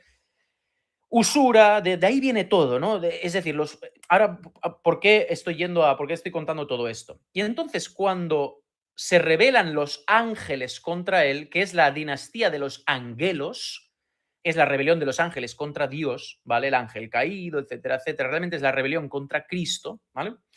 Lo deponen y surge una guerra civil dentro de ese imperio, lo que se conocen como las cruzadas o uno de sus muchos reflejos en la antigüedad, la guerra de Troya, que no fue por una hermosa muchacha llamada Helena, sino que fue por la fe helénica, es decir, por la fe de Cristo, por la fe de los griegos, ¿vale? Porque de hecho había una tradición de representar a la religión en muchos tapices y en muchos frescos como una bella mujer. Se representaba así a la religión, como una mujer y el Estado era un hombre. Entonces salen abrazándose la unión entre el Estado y la iglesia, entre la fe, ¿no? y el poder secular. Entonces tuvo lugar esa guerra, esa dinastía perdió, etcétera, etcétera. Hubo una macroguerra civil, la primera guerra mundial, si se quiere llamarlo así, que ha quedado registrada en la historia y por eso ha sido tan famosa, ¿vale? Y en ese momento esos judíos, que eran los enemigos de Cristo, se largan a Inglaterra. Por eso Inglaterra es la tierra de los ángeles, de Sí, los angelos y demás. Vale, Angleterra, es sí, Angleterra. Sí, claro. De hecho, en ruso, por ejemplo, todavía se dice Anglia, tal cual, ok. Anglia, Sí, sí, ¿sabes? Es claro. decir, la tierra de los ángeles. Y entonces ahí es cuando surgen dos bandos enfrentados. Claro, ¿qué pasa? Que luego esos judíos, ¿vale? Esa religión judía deja de formar parte de lo que se conocía como religión puramente de la realeza, puramente dentro de una familia hermética, ¿no? Y digamos que se abre un poco al resto del pueblo. Es decir, empieza el proselitismo, tanto de cristianos como de judíos. Los judíos un poquito más herméticos, ¿vale? Pero los cristianos pues ya empiezan a evangelizar. Es decir, el cristianismo tiene un afán universal de expandirse y de evangelizar al resto de pueblos. ¿No? Los judíos fueron más herméticos porque ellos consideraban que esa religión debía pertenecer a un círculo muy Muy cerrado cerrado, claro. Sí, sí, sí, sí. y muy íntimo de Y personas. lo siguen haciendo de alguna manera. Efectivamente. Y de ahí derivaría el judaísmo posterior, que ya nada tiene que ver con ese judaísmo primigenio. El judaísmo posterior lo único que no es otra cosa que, primero, la apropiación, digamos, convirtiendo en historia de popular de un pueblo que jamás existió, de un pueblo que jamás existió, que es el pueblo judío, nunca fueron un pueblo, fueron un credo, ¿vale? Que eso hay que diferenciarlo muchísimo entre un pueblo, es decir, étnicamente no existen, étnicamente, ¿vale? No existe el judío, es como decir el cristiano. ¿Quién es el cristiano? ¿Vale? El Tal cual. armenio, el griego, Eh, Sí, ¿quién? sí, ¿Vale? sí. Entonces, en los judíos. Sin embargo, mantuvieron ese, digamos, hermetismo y al mismo tiempo se apropiaron de una historia que no era suya. Y esa historia que no es suya, ese Antiguo Testamento que la matemática revela que es posterior al Nuevo Testamento, Ah, ¿vale? mirá. Es posterior, no es anterior, describe en realidad la historia del gran imperio eslavo-túrquico, ecuménico, eurasiático, que Fomenko lo llama la Rus Ordá, pero que realmente en las crónicas ha pasado a llamarse Imperio Mongol. De ahí lo de Gog y Magog, los grandes pueblos que conquistan todo el mundo conocido, ¿no? Que es, bueno, etcétera, etcétera. Y entonces ellos adoptan esa historia para sí con tintes puramente religiosos y, por ejemplo, para que la gente lo entienda, la conquista de la tierra prometida por Josué, ¿vale? Supuestamente uno de los exiliados fugitivos de Egipto, y uno de los caudillos sucesores de Moisés y demás. En realidad lo que se describe es la conquista otomana de Anatolia y los Balcanes. Y además por eso ahí se describen unas matanzas terribles, quirúrgicas, profilácticas, hervir la ropa, pasar las armas por fuego, matar a todos los animales. Es decir, unas cosas que solamente se explican, que aquí es donde ya vamos a rizar todavía más el rizo, por una acción punitiva dentro de unas tierras infectadas por la peste bubónica a partir del siglo Mirá. XIV. Ok. Es decir, Ok. es muy largo de explicar, ¿vale? Sé que ahora mismo la gente dirá, Dios, ¿sabes? En plan, ¿de qué está pasando? Yo eso lo entiendo, porque es muy, muy chocante. Entonces, los judíos lo único que hacen es apropiarse de una historia que no es suya, darle un halo religioso, cambiando unos cuantos términos, hace que parezca suya las 12 tribus de Israel, que realmente eran 12 columnas de ejércitos avanzando, ¿vale? Por eso son tan belicosos, etcétera, etcétera. El arca de la alianza, que pues lógicamente no tiene nada que ver con los extraterrestres, sino No, no, lógicamente. claro, Pero bueno, pero ahí abrimos otro melonazo que están reescribiendo la historia también. O sea, el mismo ejercicio que pudieron haber hecho Petavius y Scalinger, la gente los pone en duda y están haciendo lo mismo programa como alienígenas ancestrales prácticamente. O sea, literal. literal, están haciendo exactamente lo mismo. Reescriben la historia a su propia voluntad y chau, listo. Sí, sí. Y entonces, ese es el, digamos, el judaísmo. ¿Qué podríamos entender por judaísmo moderno? Es la negación de la cristiandad. El problema, porque tú sabes que según los judíos, Cristo está ardiendo en un caldero lleno de estiércol en el infierno. Sí, Vale. sí, O sí, sea, sí, sí, sí, sí, es la sí. negación de la cristiandad. Por eso, ojo a lo que voy a decir, en la Rusia del siglo XVI y XVII, a los protestantes que estaban intentando entrar dentro de la corte de Iván el Terrible, ¿vale? Eh, ¿Sabes cómo se les conocía? A los protestantes, ¿eh? Herejía de los judaizantes, ¿vale? Es decir, que aquí la gente dirá, ¿qué tiene que ver un protestante con un judío? Mucho, porque el protestante y el judío digamos, con ramas un poquito diferentes, pero ambos hacen una cosa igual, que es la negación de los dogmas cristianos y sobre todo de la santidad de muchas figuras. Es decir, Pero, el pero judío no... Sí, ahí también hay una negación en el sentido de entender que el cristianismo se creó como una fe política de dominación, ¿no? Lógicamente. todas las religiones, Bueno, solo todas, que todas, pero todas. justamente, pero esa fue, creo yo, la que más se expandió, entre Con la comillas. diferencia, con la diferencia de que los judíos, al ser una casta cerrada que dejó de ser, digamos, de realizar proselitismo y dijo, no, no, no, vamos a ser una comunidad cerrada, pequeña y vamos a ser, digamos, nosotros aquí los guardianes del conocimiento. ¿Qué conocimiento tenían los judíos? ¿Por qué los judíos tienen tanto dinero? Porque antiguamente en ese imperio ecuménico existía un sistema de castas y estamentos que luego, por ejemplo, podemos ver en la India una copia, un Sí, sucedáneo de eso. con las castas, justamente, ¿no? Castas. Había Claro. guerreros, por ejemplo, los tártaros y los cosacos eran el estamento guerrero. Y, por ejemplo, entre otras muchas cosas, había un estamento que se dedicaba única y exclusivamente a las finanzas y al sector posteriormente llamado bancario, que eran precisamente los judíos. ¿Por qué es la única religión que, aparte de la Torá, tiene, digamos, el código deontológico del buen estafador, que es el Talmud? ¿Vale? Es decir, claro, es decir, Sí, sí, ¿por claro, qué? no, no, está muy bien, está muy bien. Porque antiguamente cada religión, y dentro de cada religión, cada confesión estaba ligada al ámbito de los oficios y de las labores desempeñadas. Eso es algo que, ya digo, pervivió, por ejemplo, los cosacos hasta que fueron masacrados durante la revolución bolchevique, durante la Unión Soviética, ¿no? Quedan nominalmente, pero ya no existe, digamos, el modo de vivir cosaco. Para ser cosaco tenías que cumplir dos requisitos: obediencia al zar y ser cristiano ortodoxo, sin importar de qué sangre eras.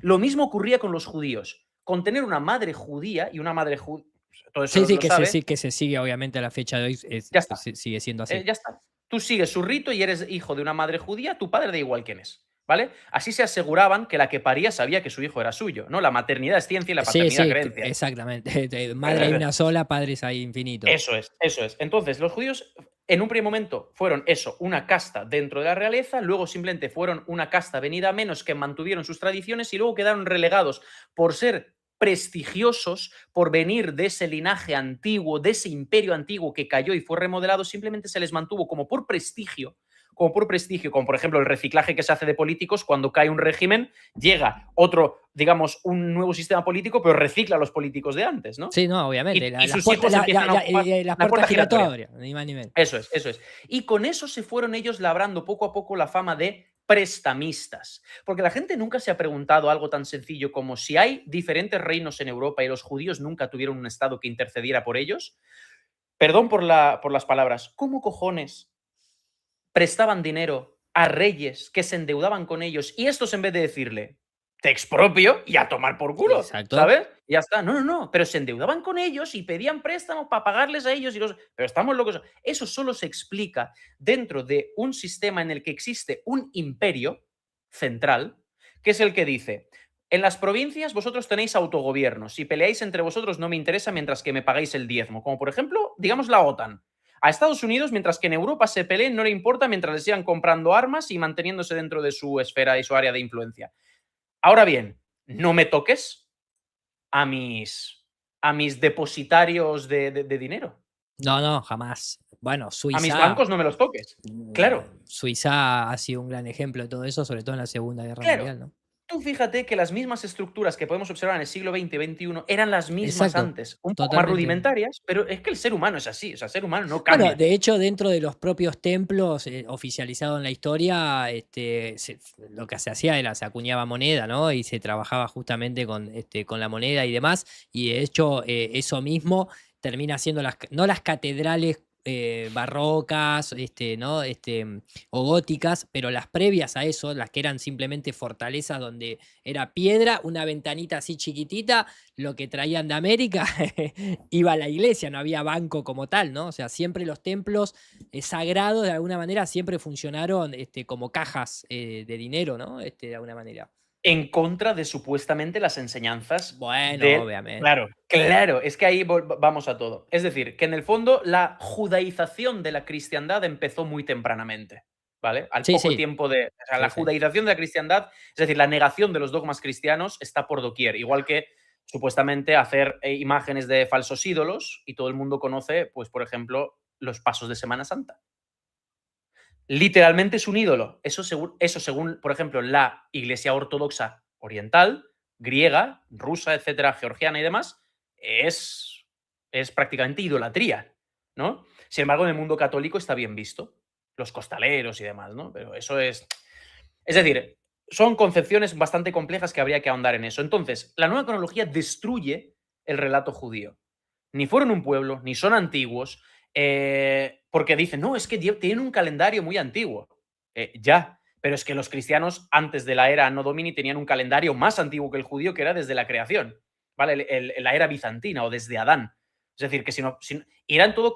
Y esos calendarios la gente tiene que entender que no surgieron en un punto real de partida que alguien dijo, chicos, a partir de ahora empezamos a contar hacia adelante. No, no, no. Son recálculos Ah, siguiendo una sí, serie de totalmente, concepciones. Ya está. totalmente, Concepciones, totalmente. por ejemplo, el calendario, la era bizantina seguía una cuenta muy compleja que estaba presente en muchos documentos antiguos que luego había que datar y saber datarlo bien utilizando lo que se conoce como la mano de Juan Damasceno, que es una mano abierta así con una serie de en cada falange, en cada dedito, en cada huesecito, tiene como un símbolo que es una letra y esa letra es un número y hay que saber si hay que leerlo de derecha a izquierda, de izquierda a derecha, bueno, una complicación. Y eso sirve para descifrar un candado que se ponía en todas las crónicas antiguas antes del Anno Domini, que era la indicción, que esto la gente lo conoce muy poco. Imaginaros un candado de 3 ruedas Sí. y que cada ruedecita tiene del 1 a un dígito determinado. La indicción va del 1 al 15, el círculo solar va del 1 al 28 y el círculo lunar va del 1 al 19. Aquí entramos en el círculo de Metón, etcétera, etcétera. Sí, Es decir, sí, sí. ¿por qué 28? ¿Por qué 19? Cosas lunares y cosas solares. Pues entonces la gente lo que dijo es, lo más fácil, por ejemplo, el calendario, el inicio del calendario juliano, por ejemplo, el propio Scaliger, dijo, ¿cómo vamos a poner una fecha calculada hacia atrás en el tiempo y decimos que de ahí parte el calendario? Pues lo único que hizo fue hacer el mínimo común múltiplo. 15 por 28 por 19, que si no mal no recuerdo es 7.890 o 7.980, una cosa así. Y dijo, ya está, ese es el origen del mundo. Y lo mismo hacían antiguamente, de manera más arcaica, los de la creación desde Adán, es decir, que no son cuentas reales, son cuentas sacadas de la astronomía, calculadas, concepciones teológicas, y ya digo lo de los 1000 años por cada día de la creación de tal, más o menos 6000, no sé qué, no sé cuánto. Entonces, los judíos ni son un pueblo antiguo, ni nunca fueron un pueblo, encima sanguíneamente la mayoría de ellos son askenazíes, es decir, son Sí, claro. germano-eslavos. Esto, por ejemplo, lo dice Shlomo Sant y la gente lo odia por ello, que además es judío, ¿no? Y hay un montón de cosas que, ya digo, la nueva cronología pone totalmente patas arriba. Por ejemplo, el tema de, pues, de China, de la India, de Egipto, de ¿Qué Mesopotamia. pasa? Bueno, hay Mesopotamia, por ejemplo. ¿Qué pasa con Sumeria? Porque que haya existido esa civilización, ¿lo niega la nueva cronología o simplemente le cambia la fecha, por ejemplo?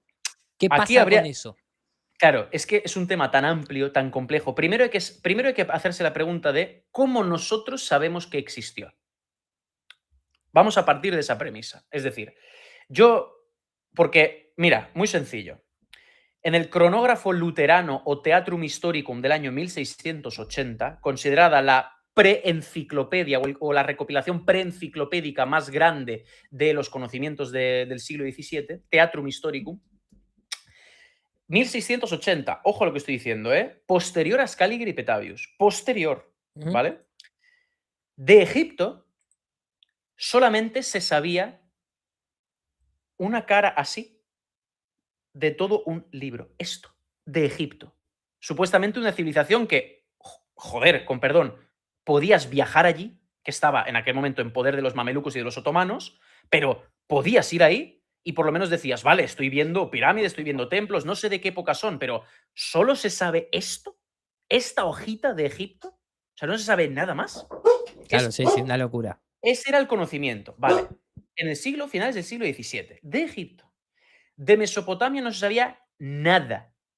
De Mesopotamia lo único que se sabía era por las Sagradas Escrituras, porque se menciona Nínive, Ur, nombres, y supuestamente Tigris, Éufrates, ríos, que habría que ver cómo los han identificado con los actuales y demás, ¿no? Que eso es otro tema. Pero realmente, si Egipto empieza a investigarse gracias, no gracias, pero debido a la expedición napoleónica, ¿vale? De finales del 18 y sobre todo también luego a partir ya del 19, ¿no? Que ahí es cuando llega Champollion y toda la pesca. Mesopotamia es de mediados finales del siglo XIX que empieza a investigarse y ya se parte de un error de base que vicia de nulidad todo el estudio. Es la arqueología bíblica la que se dedica a la búsqueda de Mesopotamia. Es decir, lo que se dice es, chicos, ya que Champollion ha tenido éxito en Egipto, ¿vale? Ya que ha tenido éxito en Egipto y esa civilización que también se menciona en las Sagradas Escrituras y en muchos otros documentos está ahí y Champollion ha descifrado, es decir, que ahí está, vamos a buscar las míticas ciudades de los patriarcas bíblicos, ¿no? Que por ahí tienen que estar, ¿no? Por Oriente Próximo, Oriente Medio, ¿no? Y entonces, cualquier cosa que descubrían, porque lógicamente no hay que olvidar que la arqueología tampoco es una ciencia para mí, ¿vale? Es una disciplina empírica, a día de hoy, bastante perfeccionada, pero no hay que olvidar que la arqueología antiguamente eran cazafortunas. Literalmente. Claro. Literalmente, sí, sí. De hecho, la venta en cuanto se descubrió Mesopotamia, empezaron a aparecer miles de tablillas de arcilla milagrosamente conservadas, que muchas han sido catalogadas como falsas, gracias a Dios, porque ya eran flagrantemente falsas, pero otras tantas, como no se sabe, son falsas. Pero claro, si decimos que todo es falso o ponemos en duda todo, no tenemos historia, que es lo que me suelen decir muchos. Es que por culpa de la nueva cronología, si pones en duda todo, no hay historia. Pero ¿y es lo que hay? Tú tienes que desarrollar tu... No se te escucha, Iru. No digo que tal cual, o sea, perdón, nosotros también vamos un pasito más y yo sé que es más difícil y no voy a entrar en eso, pero así como hablas de las tablas sumerias cuneiformes falsas y demás, nosotros también decimos, pará, ¿qué pasa con los huesos de los dinosaurios? Porque Ya, ya, ya, ya. si uno se pone a leer la historia seriamente de que nadie encontró nada y de golpe aparece Charles Darwin y de golpe aparece Owen y de golpe aparece la Royal Society de Londres y con la necesidad también, porque eso es un evento cronológico que se utiliza para dar la datación de la creación del universo y del mundo, y entonces empiezan a aparecer huesos de dinosaurios en los países más masónicos que existen y nadie de golpe le llama la atención. Y aprovechamos a saludar a los 1005 seres que nos están acompañando. No vamos a entrar en esa, pero así como vos tomás las tablas cuneiformes, nosotros también vamos un poquito más para atrás y decimos, che, esto no es una cuestión nuestra. Mirá que lo cuestiona mucha gente esto, ¿eh? Yo te vengo a traer la información. Hoy yo no soy un experto en cronología. Lo es Mika, por eso está acá sentado, pero hay mucha gente del ámbito paleontológico que ha dicho, che, me parece que acá hay muchas cosas raras, ¿eh? Continúa si queremos. Vale, entonces, con el tema de la estabilidad, es decir, el capitalismo. Hay una necesidad, yo te vendo. Fin. ¿Tú qué necesitas? Yo te lo vendo, no te preocupes. ¿Te duele aquí? Toma una pastilla. ¿Necesitas? Toma. O sea, es que es Pero por así. eso, pero en ese contexto, ¿qué pasa con los Sí. jardines babilónicos, los sigurat? ¿Existieron? ¿No No, existieron? sí, sí, sí. Es decir, vamos a ver, Bien. qué es un zigurat? ¿Qué es un zigurat? Es una estructura, entre comillas, piramidal, o mejor dicho, escalonada, con una rampa, Escalonado con una rampa, sí, claro. ¿vale?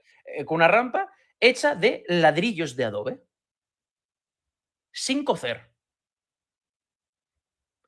Que Pero digo, supuestamente esas urbes, esas disposiciones urbanas, entre no, comillas, sí, existieron, vale, esas sí. cosas, viste que te las dibujan y te las pintan como si era prácticamente el Edén, Eh, porque era la Mesopotamia cuidado, fértil.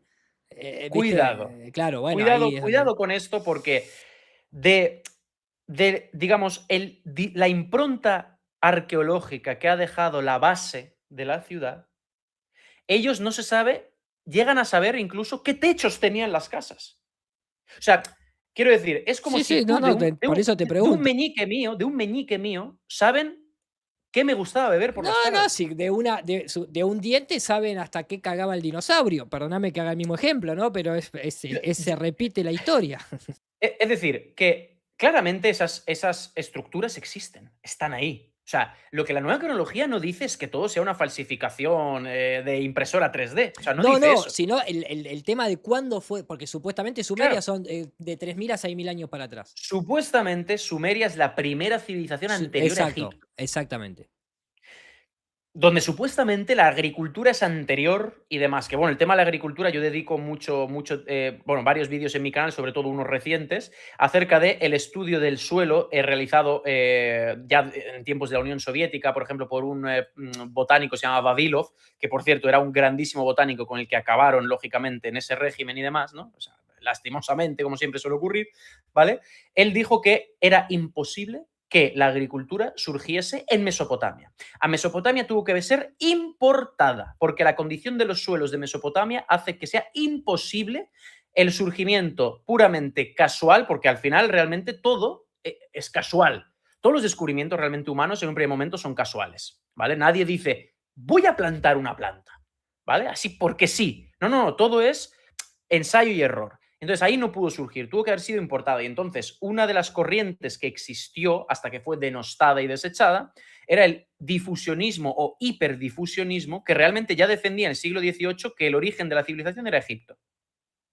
Fin. Ah, Y a eso que arrancaba ahí. arrancaba ahí. Por una serie de condicionantes climatológicos, geográficos exclusivos, que hace que la agricultura surja como necesidad natural sin el ser humano realmente hacer nada más allá que observar y coger los frutos.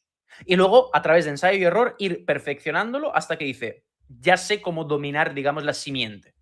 Pero en otra región no pudo haber surgido. Por eso no, en el Valle del Indo y en los ríos de no sé qué y en los no sé. No. ¿Vale? Entonces, el hiperdifusionismo, es decir, volvemos, fíjate, la nueva cronología rescata con una serie de premisas totalmente distintas, pero da validez a unas teorías desechadas porque se consideraban elucubraciones de locos, ¿no? ¿Cómo va a ser toda la civilización surgida de Egipto? ¿Y qué pasa con los chinos, que son igual de antiguos que los tal? ¿Y qué pasa con los sumerios? ¿Qué pasa? Pues resulta que no, que ni son tan antiguos y que todos realmente beben con un hilo de esa civilización que surge en Egipto. No significa que los egipcios fueron a China o fueron a tal, sino que esto fue escalonadamente en un núcleo, poco a poco, el resto de sociedades primitivas iban aprendiendo de esa sociedad avanzada y de manera como una difusión gradual, como un oleaje, fue expandiéndose esa manera de crear civilización que nació en Egipto y que nosotros somos herederos de ella. Por ejemplo, el pan. Nadie se ha preguntado por qué la gente hace pan si es más fácil hervir el trigo. Sí, o la birra, ¿no? O la cerveza, por Es ejemplo, decir, también, y todas tipo de esas cosas, ¿no? cosas explican una carencia de combustible porque requiere mucho menos calor hornear sobre una piedra calentada con estiércol de vaca, que no necesita tampoco, que lo hay porque en Egipto no hay árboles prácticamente, excepto la península del Sinaí, y son de muy mala calidad, no dan prácticamente brasa. Es mucho más fácil crear harina que después la ablandas y la extiendes, y con eso puedes hacer un pan que requiere menos calor que hervir el trigo, que por ejemplo el bulgur, ¿no? El germen de trigo y todo Sí, esto. sí, Es te decir, requiere entiendo. mucho más calor y se pierde en la evaporación. De hecho, eso es uno de los principios de los barcos de vapor, precisamente, cómo funcionaban, perdiendo el calor, perdiendo el vapor, ¿vale? Es decir, haciendo presión. Entonces, todo lleva a Egipto, ¿vale? Todo lleva a Egipto. Y eso es lo que descubre Fomenko, que en un primer momento la civilización nace en Egipto, después se traslada por una serie de, primero, digamos, explosión demográfica, gracias a la agricultura. Con la agricultura nace la astronomía para ligar la periodicidad de las siembras con el cielo, ¿vale? Es decir, para saber en qué estación estás, cuándo viene el frío, cuándo viene el calor, qué es lo que está ocurriendo, ¿vale? Etcétera, etcétera. Antiguamente no había diferenciación entre climatología, astronomía, astrología, todo estaba unido, ¿vale? Por eso se dotaba a los planetas con particularidades. Uno era cruel, otro era pestilente, otro era amable, otro era Sí, no sé sí, qué, es todo ¿vale? astroteología, sí, sí. Claro, claro. Entonces, todo eso luego por necesidades básicas de, como ya digo, expansión, boom demográfico y por expansión propia de esa civilización que empieza con navegación de cabotaje a expandirse por el Mediterráneo, llegan a Anatolia, actual Turquía, ¿vale? Allí, gracias al hierro, se crea ya el primer imperio como tal, del que fue emperador Cristo, y ahí es donde arrancaría la historia como tal. La historia, el registro escrito. De ahí en adelante. Y Cristo sería precisamente el pistoletazo de salida, no por ser él, no por ser quien fue, sino porque a raíz de su muerte se desencadenó toda una serie de guerras, intrigas políticas que hicieron precisamente porque todo el mundo sabe que cuando hay paz, la historia no hay historia realmente. La historia necesita de conflicto. No solo dialéctico, sino constantemente de hostias, ¿no? Es decir, porque si no la historia no se escribe. De hecho, todos los avances técnicos primero son para el ejército. No, de hecho, todas las bitácoras de guerra son las que dejan de alguna manera Sí, constancia de lo que fue sucediendo, ¿no? Cada una de las claro, guerras tenían sus crónicas y su cronista que tenía que ir obligadamente a escribir. Y obviamente no vas a escribir que perdieron 20 soldados, poné que perdimos 5 porque éramos los mejores, ¿no? Y claro. ahí aparece Napoleón con que la historia simplemente es un grupo de hombres que se ponen de acuerdo y fueron los que ganaron y quedaron para contarla, básicamente, ¿no? Efectivamente. Y entonces ahí es donde llegaríamos a todo lo que te he contado antes de nuestra historia arrancaría de ahí, pero claro, tras todos esos errores, al final se alargó, se estiró artificialmente, y como todas las nuevas civilizaciones que se iban descubriendo, que eran desconocidas prácticamente hasta el siglo XVII, como ya no cabían en esa historia medieval en adelante, tuvieron que meterlas en la historia antigua, y cada vez más antigua y más antigua y más antigua. Por eso date cuenta que, por ejemplo, se descubre Gobekli Tepe. ¿Y qué han hecho con Gobekli Tepe? Esto es anterior a Anterior, las sí, sí. pirámides. Y cuando descubran otra cosa más, será anterior a Gobekli Tepe. Acá alguien me pregunta y me dice Rodri de la Nueva Resistencia Mundial, preguntale si Egipto, preguntale si es Egipto o Kemet. ¿Tenés? Eso es un tema bastante interesante, es decir, hay guptos, igual que por ejemplo los gitanos, que la gente no sé si lo sabrá, pero viene de egiptano, es decir, Ah, porque la no, no, no gente sabía, pensaba que mirá. los gitanos venían de Egipto. Mirá, no, no, no estaba al ¿Vale? tanto. Es un error, venían de la India. Los términos, volvemos a lo mismo, hay que llevar mucho cuidado cómo se autodenominaban ellos, cómo se ha traducido el término, porque eso también es muy importante, porque donde Champollion leía nombres, Atanasio Kircher o Orapolo, que supuestamente es antiguo, ellos leían pasajes, por ejemplo, litúrgicos. Me lo invento. Donde Champollion leía Ramesú y ahí piensan que es Ramsés, pues por ejemplo, me lo estoy inventando, Atanasio Kircher leería la luz divina que ilumina el mundo. Entonces, Claro, cuidado con los términos y con tal. Entonces, Kemet supuestamente es el etnónimo, bueno, digamos, la designación geográfica, etnónimo, perdón, me he equivocado, o sea, no es etnia, es geografía, es la denominación geográfica que supuestamente los egipcios tenían de sí mismos. Y Egipto es un exónimo, es decir, viene de fuera, así es como los llamaban los griegos. De hecho, casi toda la nomenclatura antigua es griega, la que nos ha llegado hasta nosotros, de los diferentes pueblos y demás, ¿no? Eso lo sabemos. Es decir, es como los griegos llamaban a otros, igual que la palabra bárbaro, ¿no? Supuestamente. Entonces, Egipto es otro tema bastante interesante. ¿A qué se refieren con Egipto en las Sagradas Escrituras? Si era el Egipto africano o no.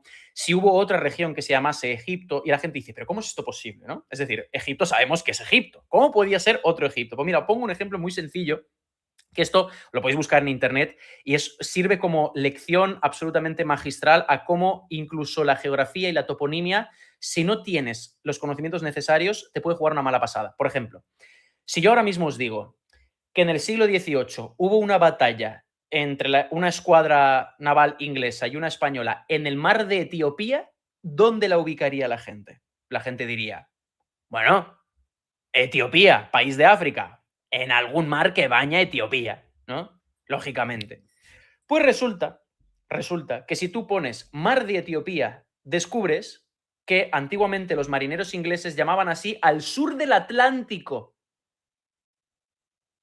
¿Me podéis decir cuántos kilómetros de diferencia hay entre Etiopía y el sur del Atlántico?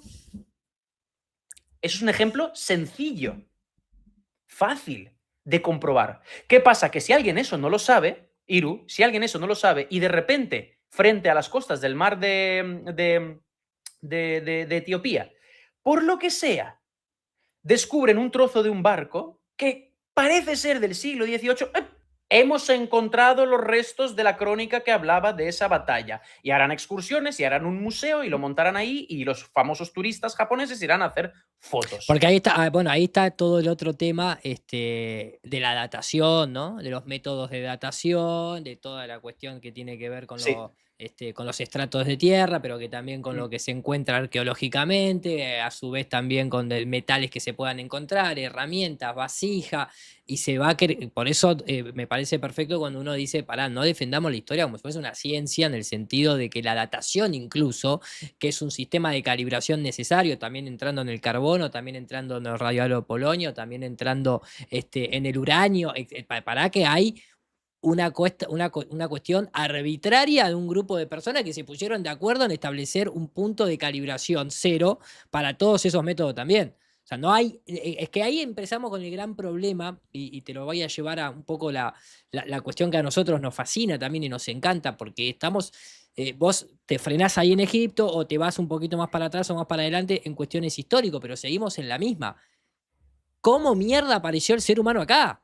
¿Y desde cuándo está acá? Y claro, ¿entendés? Lo que pasa es que vos tenés, así Eso como ya no, lo sé, pero escapa. ya sé que escapa, pero nosotros lo que vemos es un patrón. Así como está Petavius y Scalinger, dos jesuitas reescribiendo la historia, por algo son los jesuitas los que escribieron el Big Bang. Y por algo son los jesuitas los que escribieron la doctrina copernicana o el modelo heliocéntrico. O sea, así como cuando vos decís, bueno, es que cuando encontraron Giloprotet lo pusieron más para atrás, había que seguir más para atrás para ello. Y entonces, ¿y el Big Bang dónde lo vamos a meter? Y ¿entendés a lo que voy? Nosotros cuando tirás del Sí. hilo, vos ves jesuita en todo esto. Más allá después de la discusión si los judíos tienen más poder, eso para mí es un relato de niño. Hoy en día estamos hablando de grandes grupos de poder, pero que siguen estando desde jesuita, judío, templario, masones, y están todos ahí en un chocolate, ¿viste? Que Sí, se va como la revolviendo. Metre, ¿no? Como George Lamaitre, ¿no? Como George Lamaitre. George Lamaitre es el que viene a establecer ese más para atrás del que vos capaz que te frenás hasta Sumeria, pero que necesitan ir más para atrás. Porque necesitan generar ese chocolate inalcanzable prácticamente. No quiero A entrar ver, en esta temática, pero, no, ya. pero seguimos, es la gran pregunta. Quiero decir, Iru, y yo no lo veo mal desde el punto de vista de que, lógicamente, igual que nos vamos hacia atrás en el tiempo, porque si tú, por ejemplo, tú quieres saber quién fue tu abuelo, y hay un momento en el que ya no conoces a tu tatarabuelo, quizá no lo conozcas, pero dices, me gustaría saber quién fue. Es normal que quieras retrotraerte hacia atrás Totalmente, y llegar a totalmente. un punto. Otra cosa es la diligencia y, digamos, el buen hacer del código deontológico de un investigador que no puede partir de premisas preestablecidas a la hora de investigar algo. Y eso yo creo que es inherente al ser humano, porque Dios me libre de pretender ser aquí el más objetivo de todos. Lógicamente no lo soy. Todos tenemos vicios, todos tenemos pasiones. Eso es lógico. Pero lo que a mí más me cabrea es cuando una cosa es una pasión personal, ¿vale? De la que no podemos escapar, lógicamente. Y otra cosa es cuando literalmente haces un trabajo por encargo de dinero. Y encima sabiendo y encima sabiendo que estás engañando a la gente, ¿vale? Encima lo sigues haciendo. Yo, por ejemplo, no podría ser abogado. Yo no podría defender a alguien que sé, por cómo me mira y por cómo me habla, que es culpable. Yo no podría, por ejemplo. Al igual que tampoco podría ser un procurador de decir, simplemente porque me ha salido mejor el discurso o el abogado ha sido malo, estoy condenando a un inocente. Entonces, hay trabajos en los que yo pienso que las personas tienen que tener muy poca moral. Me molesta que eso ocurra en la ciencia. En la ciencia, desde mi punto de vista, no debería ser así. Igual que la ciencia, si pretende ser universal, debe estar al alcance de todos. Lógicamente, no todos disponemos de laboratorios ni de los medios necesarios, pero con el dinero suficiente debería estar al alcance de todos. Sí, pero En ahí, cuanto ahí, ahí, ahí, Mica, ¿sabes lo que yo te digo? Es que la ciencia esa que vos estás diciendo, también estamos totalmente de acuerdo. Y esa ciencia hoy en día es lo que mucha gente se confunde en términos de tecnología, de el bienestar de la humanidad. Pero la ciencia tuvo que crear una disciplina que es como la historia, que es la cosmogonía y la cosmovisión.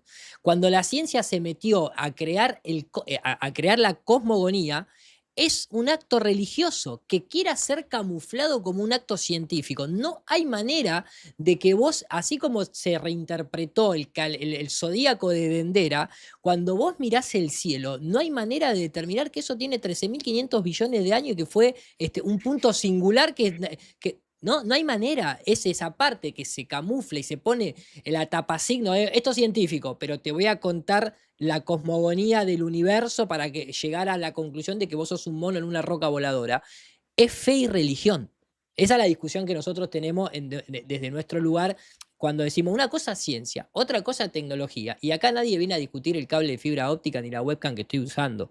Pero vos no vengas como científico, porque cuando me vas a hablar de cosmogonía, tenés puesto una sotana simbólica, porque estás defendiendo una teoría creada por un jesuita llamado George Lamet, que la necesitó crear para convalidar a Petavius y Scaliger hace 500 años atrás. Esa es nuestra postura, ¿me entendés a lo que voy? ¿No? O sea, yo no soy tan elegante para hablar como vos, pero así como arrancó Petavius y Scaliger, finaliza, entre comillas, su trabajo, lo actualiza George Lamet. Es así, solamente que con otra escala de tiempo. Con otra escala de tiempo. Claro, tú dices que tomó la estafeta, ¿no? Por así decirlo, el relevo, ¿no? El continuar. Sí, es decir, yo eso lo puedo entender. Claro, a mi ámbito de experticia, si se podría llamar así, claro, a mí ya se me escapa. Ojalá tener yo la capacidad. Yo siempre fui malísimo en números, malísimo, ¿vale? Yo aprobaba con un 5 y porque el profesor no quería que yo estudiase en verano, ¿vale? Porque el resto iba bien. Es decir, claro, las cosas como son. Entonces, ojalá tuviese yo la capacidad de pues, ser bueno en matemáticas, ser bueno en físicas, tal, y dedicarme, pues, precisamente a no solo a desarrollar ciertas teorías, sino a revisarlas de raíz, porque yo considero que una ciencia, para ser ciencia, desde mi punto de vista, tiene que tener 3 etapas, que es nacimiento, desarrollo y revolución. Porque si tú tienes las mismas premisas que hace 400 años, no puedes permanecer estático. O sea, no puede ser que en 1600 defendiesen la misma línea temporal que seguimos defendiendo a día de hoy. O ellos eran muy adelantados o nosotros somos muy atrasados. No puede ser, ¿vale? Es decir, claro, en la física, en la astronomía van surgiendo revoluciones. Sí que es verdad que admite mucho más la intromisión de cualquier persona que se quiera dedicar a ello. Yo eso también lo entiendo, es decir, porque tú te puedes comprar un telescopio potente y puedes observar el cielo y tú sacas tus cosas y haces tus cálculos, que pueden estar bien o pueden estar mal, y lo puedes presentar y lo puedes debatir, que sigo esperando, y ojalá eso ocurra en algún momento, un debate serio, porque a mí estos temas, aunque parezca que no, a mí me flipan, a mí me encanta la dialéctica, me gusta mucho la lucha conceptual, ¿no? La argumental, me encanta. Incluso si sé que. Y se te da muy bien, y se te da muy bien. Gracias, Se te da muy bien, sí, sí. Gracias, tío. Sigo esperando que haya un debate serio y no de 1 hora y media con cortes de publicidad, no, de 5 horas, como si son días, como si fuese un simposio con interrupciones y tiempo para un picnic y para comer, de defensores de terraplanismo, geocentrismo contra heliocentrismo, teoría de la relatividad o incluso física cuántica. Es decir, me encantaría escuchar algo así. Y no porque esté con unos o con otros. Yo soy un diletante, yo eso no lo sé. Es decir, yo no puedo, mi mente es limitada, por desgracia, entonces yo pues a donde sé es registro histórico, arqueología, un poquito de esto, un poquito lo otro, pero ya en cuestiones del experimento de la doble rendija o toroides y cosas esas que os escucho tanto a un lado como a otro, a mí se me escapa. Que ojalá se pueda. Lo que no entiendo es el miedo o, digamos, ese desprecio que tienen ciertas personas, porque yo te digo una cosa, yo por ejemplo defiendo la nueva cronología. Si mañana encuentro a un historiador oficial digno que me diga, oye, Mica, tío, me parece muy interesante lo que dices, lo considero erróneo por esto, esto y esto, ¿qué te parece si hacemos un debate? Y todo el mundo sabe que en un debate realmente no gana nadie. El debate es una exposición de ideas para que el que escucha vaya aprendiendo de los dos, ¿vale? Porque yo considero que incluso en una teoría que aparentemente es sólida, si permite 3 o 4 preguntas legítimas a las que no tiene respuesta, es un impulso a esa propia disciplina a seguir mejorándose. Yo no entiendo el hermetismo.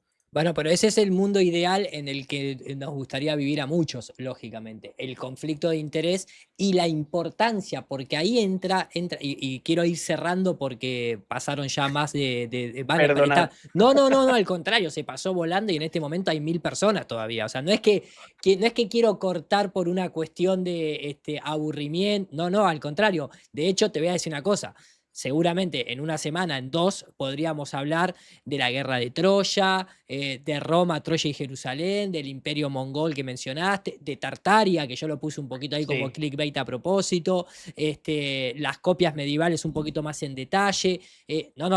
Creo que tenemos para seguir charlando y la gente, a pesar de que acá abajo en este momento hay un video genérico de los hermanos Barea, también falta la participación de Jordi y demás. Entonces, eso te comprometo cuando tengas tiempo, creo que la gente lo disfruta mucho y seguramente nos nutrimos ambos de la charla que vayamos teniendo. Y aparte, porque como te dije al principio, yo me considero en este caso un espectador en primera fila de lujo, en el que me gusta la interacción porque veo lazos comunes. En esto mismo que vos decís, esta discusión que vos planteás, una cosa sería la discusión propiamente científica, en la que ahí podemos entrar y decir, che, ¿cómo surgió? Así como vos te metés en el tema de los calendarios y demás, vos decís, ¿cómo surgió la idea de que una persona contradiga todos sus sentidos y diga la Tierra es esférica y gira alrededor del Sol?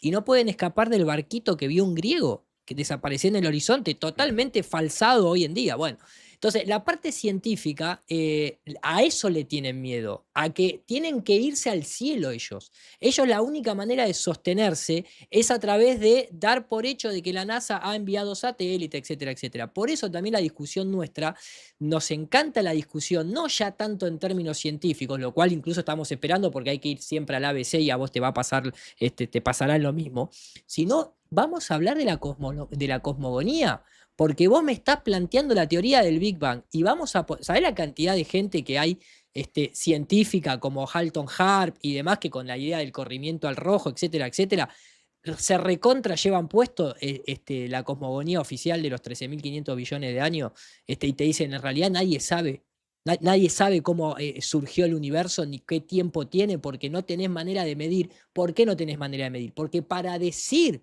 que el universo tiene 13.500 billones de años, hay que utilizar la unidad astronómica inventada por Maximilian Hell en el año 1770 y pico, asumiendo que Venus tenía el mismo tamaño de la Tierra y asumiendo que le funcionaron los péndulos del barco en el que iba.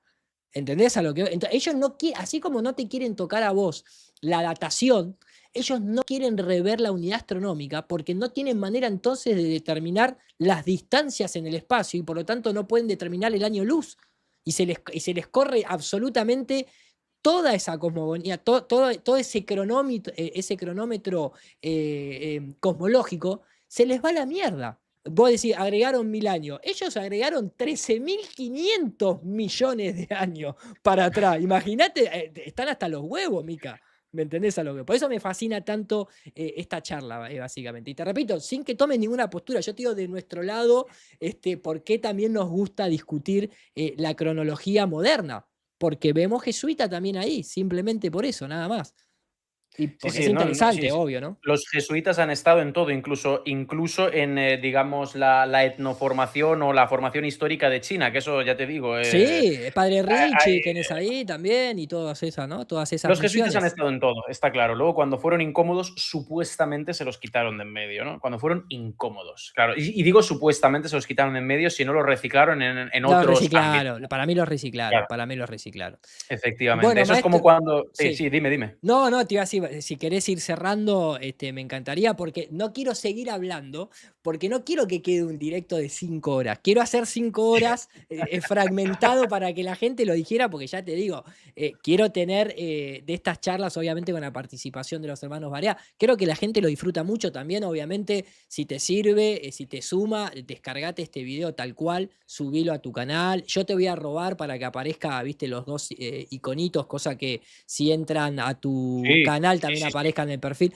porque está bueno que la gente te conozca, tenés un laburo, tenés una capacidad de información alucinante, tenés, o sea, yo creo que esto que vos mencionabas al principio, ¿no? Esa tristeza que puede llegar a darse porque esto no tenga continuidad, bueno, hay que darle continuidad, muchachos, o sea, repartan el canal de Mika, denlo a conocer, es un tema muy importante, creo yo, de lo que vos abordás, independientemente después, pero consígale debates a Mika y hagamos crecer al canal de Mika y al trabajo que haces, maestro, porque es espectacular. A mí, la verdad, me podría quedar 3 horas más charlando, porque se me pasó así encima. Así que A mí nada, también se me ha pasado rápido, sí. te pido el cierre, pero para continuar en otro directo. Encantadísimo. Yo ya te digo, sí, sí. O sea, el tema de, como tú dices, del clickbait de Tartaria, pues si quieres lo dejamos. De verdad, si hacemos un segundo, empezaríamos por ahí, para no Dale. dejar a la gente, vale, empezaríamos por ahí. Es decir, y por mucho que se ha mentido sobre... repito, voy a decir lo que sí se sabe, no la especulación, ¿vale? No, y podría, no, podría no. Lo que se puede saber, lo que se puede determinar empíricamente y de Pero me manera... parece, Mika, perdón que te esté interrumpiendo Dime. nuevamente. El canal de Mika está acá puesto, lo acabo de poner en el chat y lo voy a poner en la caja de comentarios.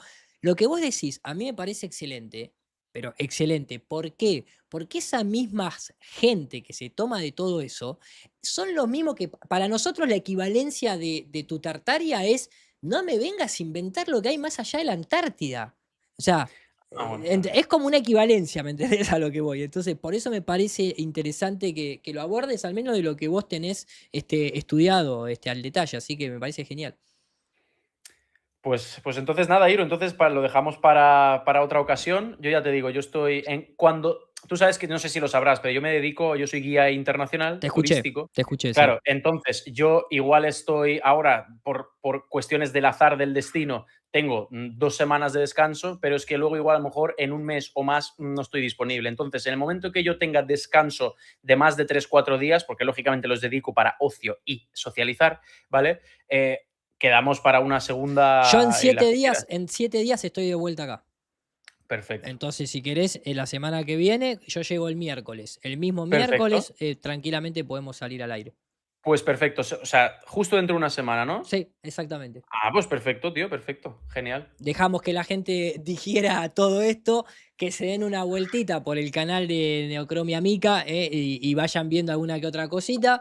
En este momento tiene 7.940, se sumaron 100 porque creo que se quedaron acá escuchando, pero Gracias. les pido por favor, hagámoslo llegar lo antes posible a los 10.000. Repito, tiene videos que son muy interesantes, aparte muy digeribles, en un formato tranquilamente como a mí me gusta, de que uno puede estar haciendo varias cosas y escuchándolo de fondo también algunos, otros lo tenés que ver, lógicamente, pero está buena la información que brindás y la manera que lo haces Sí, porque es muy digerible.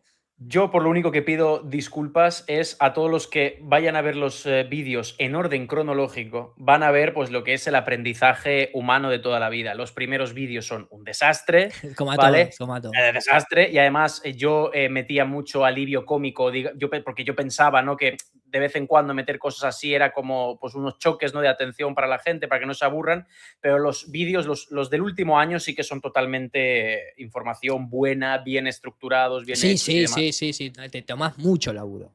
Por eso te digo que tenés videos que te digo, no pueden tener 600 visualizaciones. Ya, Iru, ya. Pero ¿y qué era más?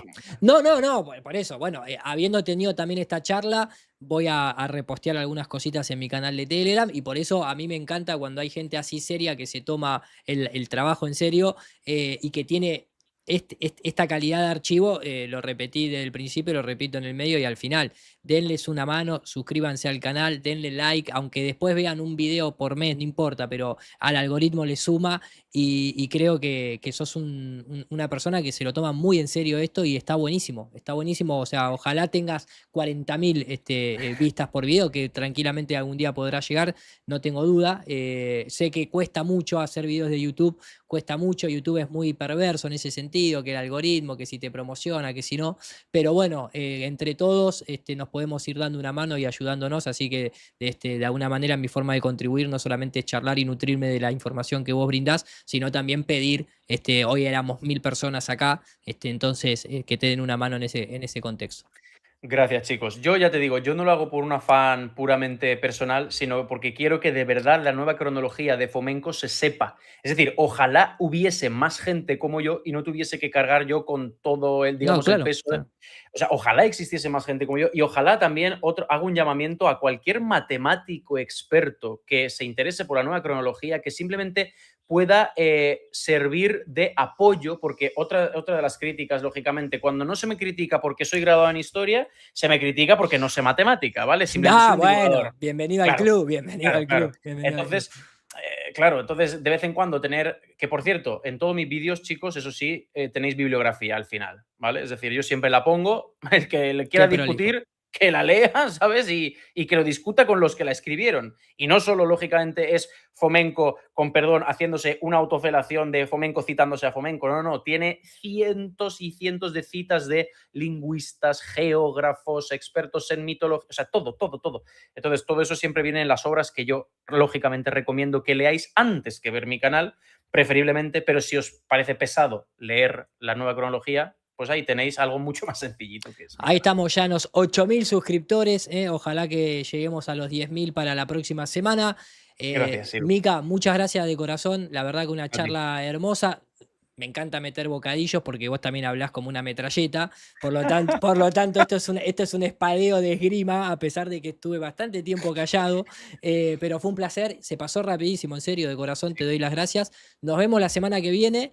Y a toda la gente que estuvo ahí también, denle like, comenten, suscríbanse al canal de Mica. Aquellos que no lo han hecho en NUR para Todos pueden también hacerlo.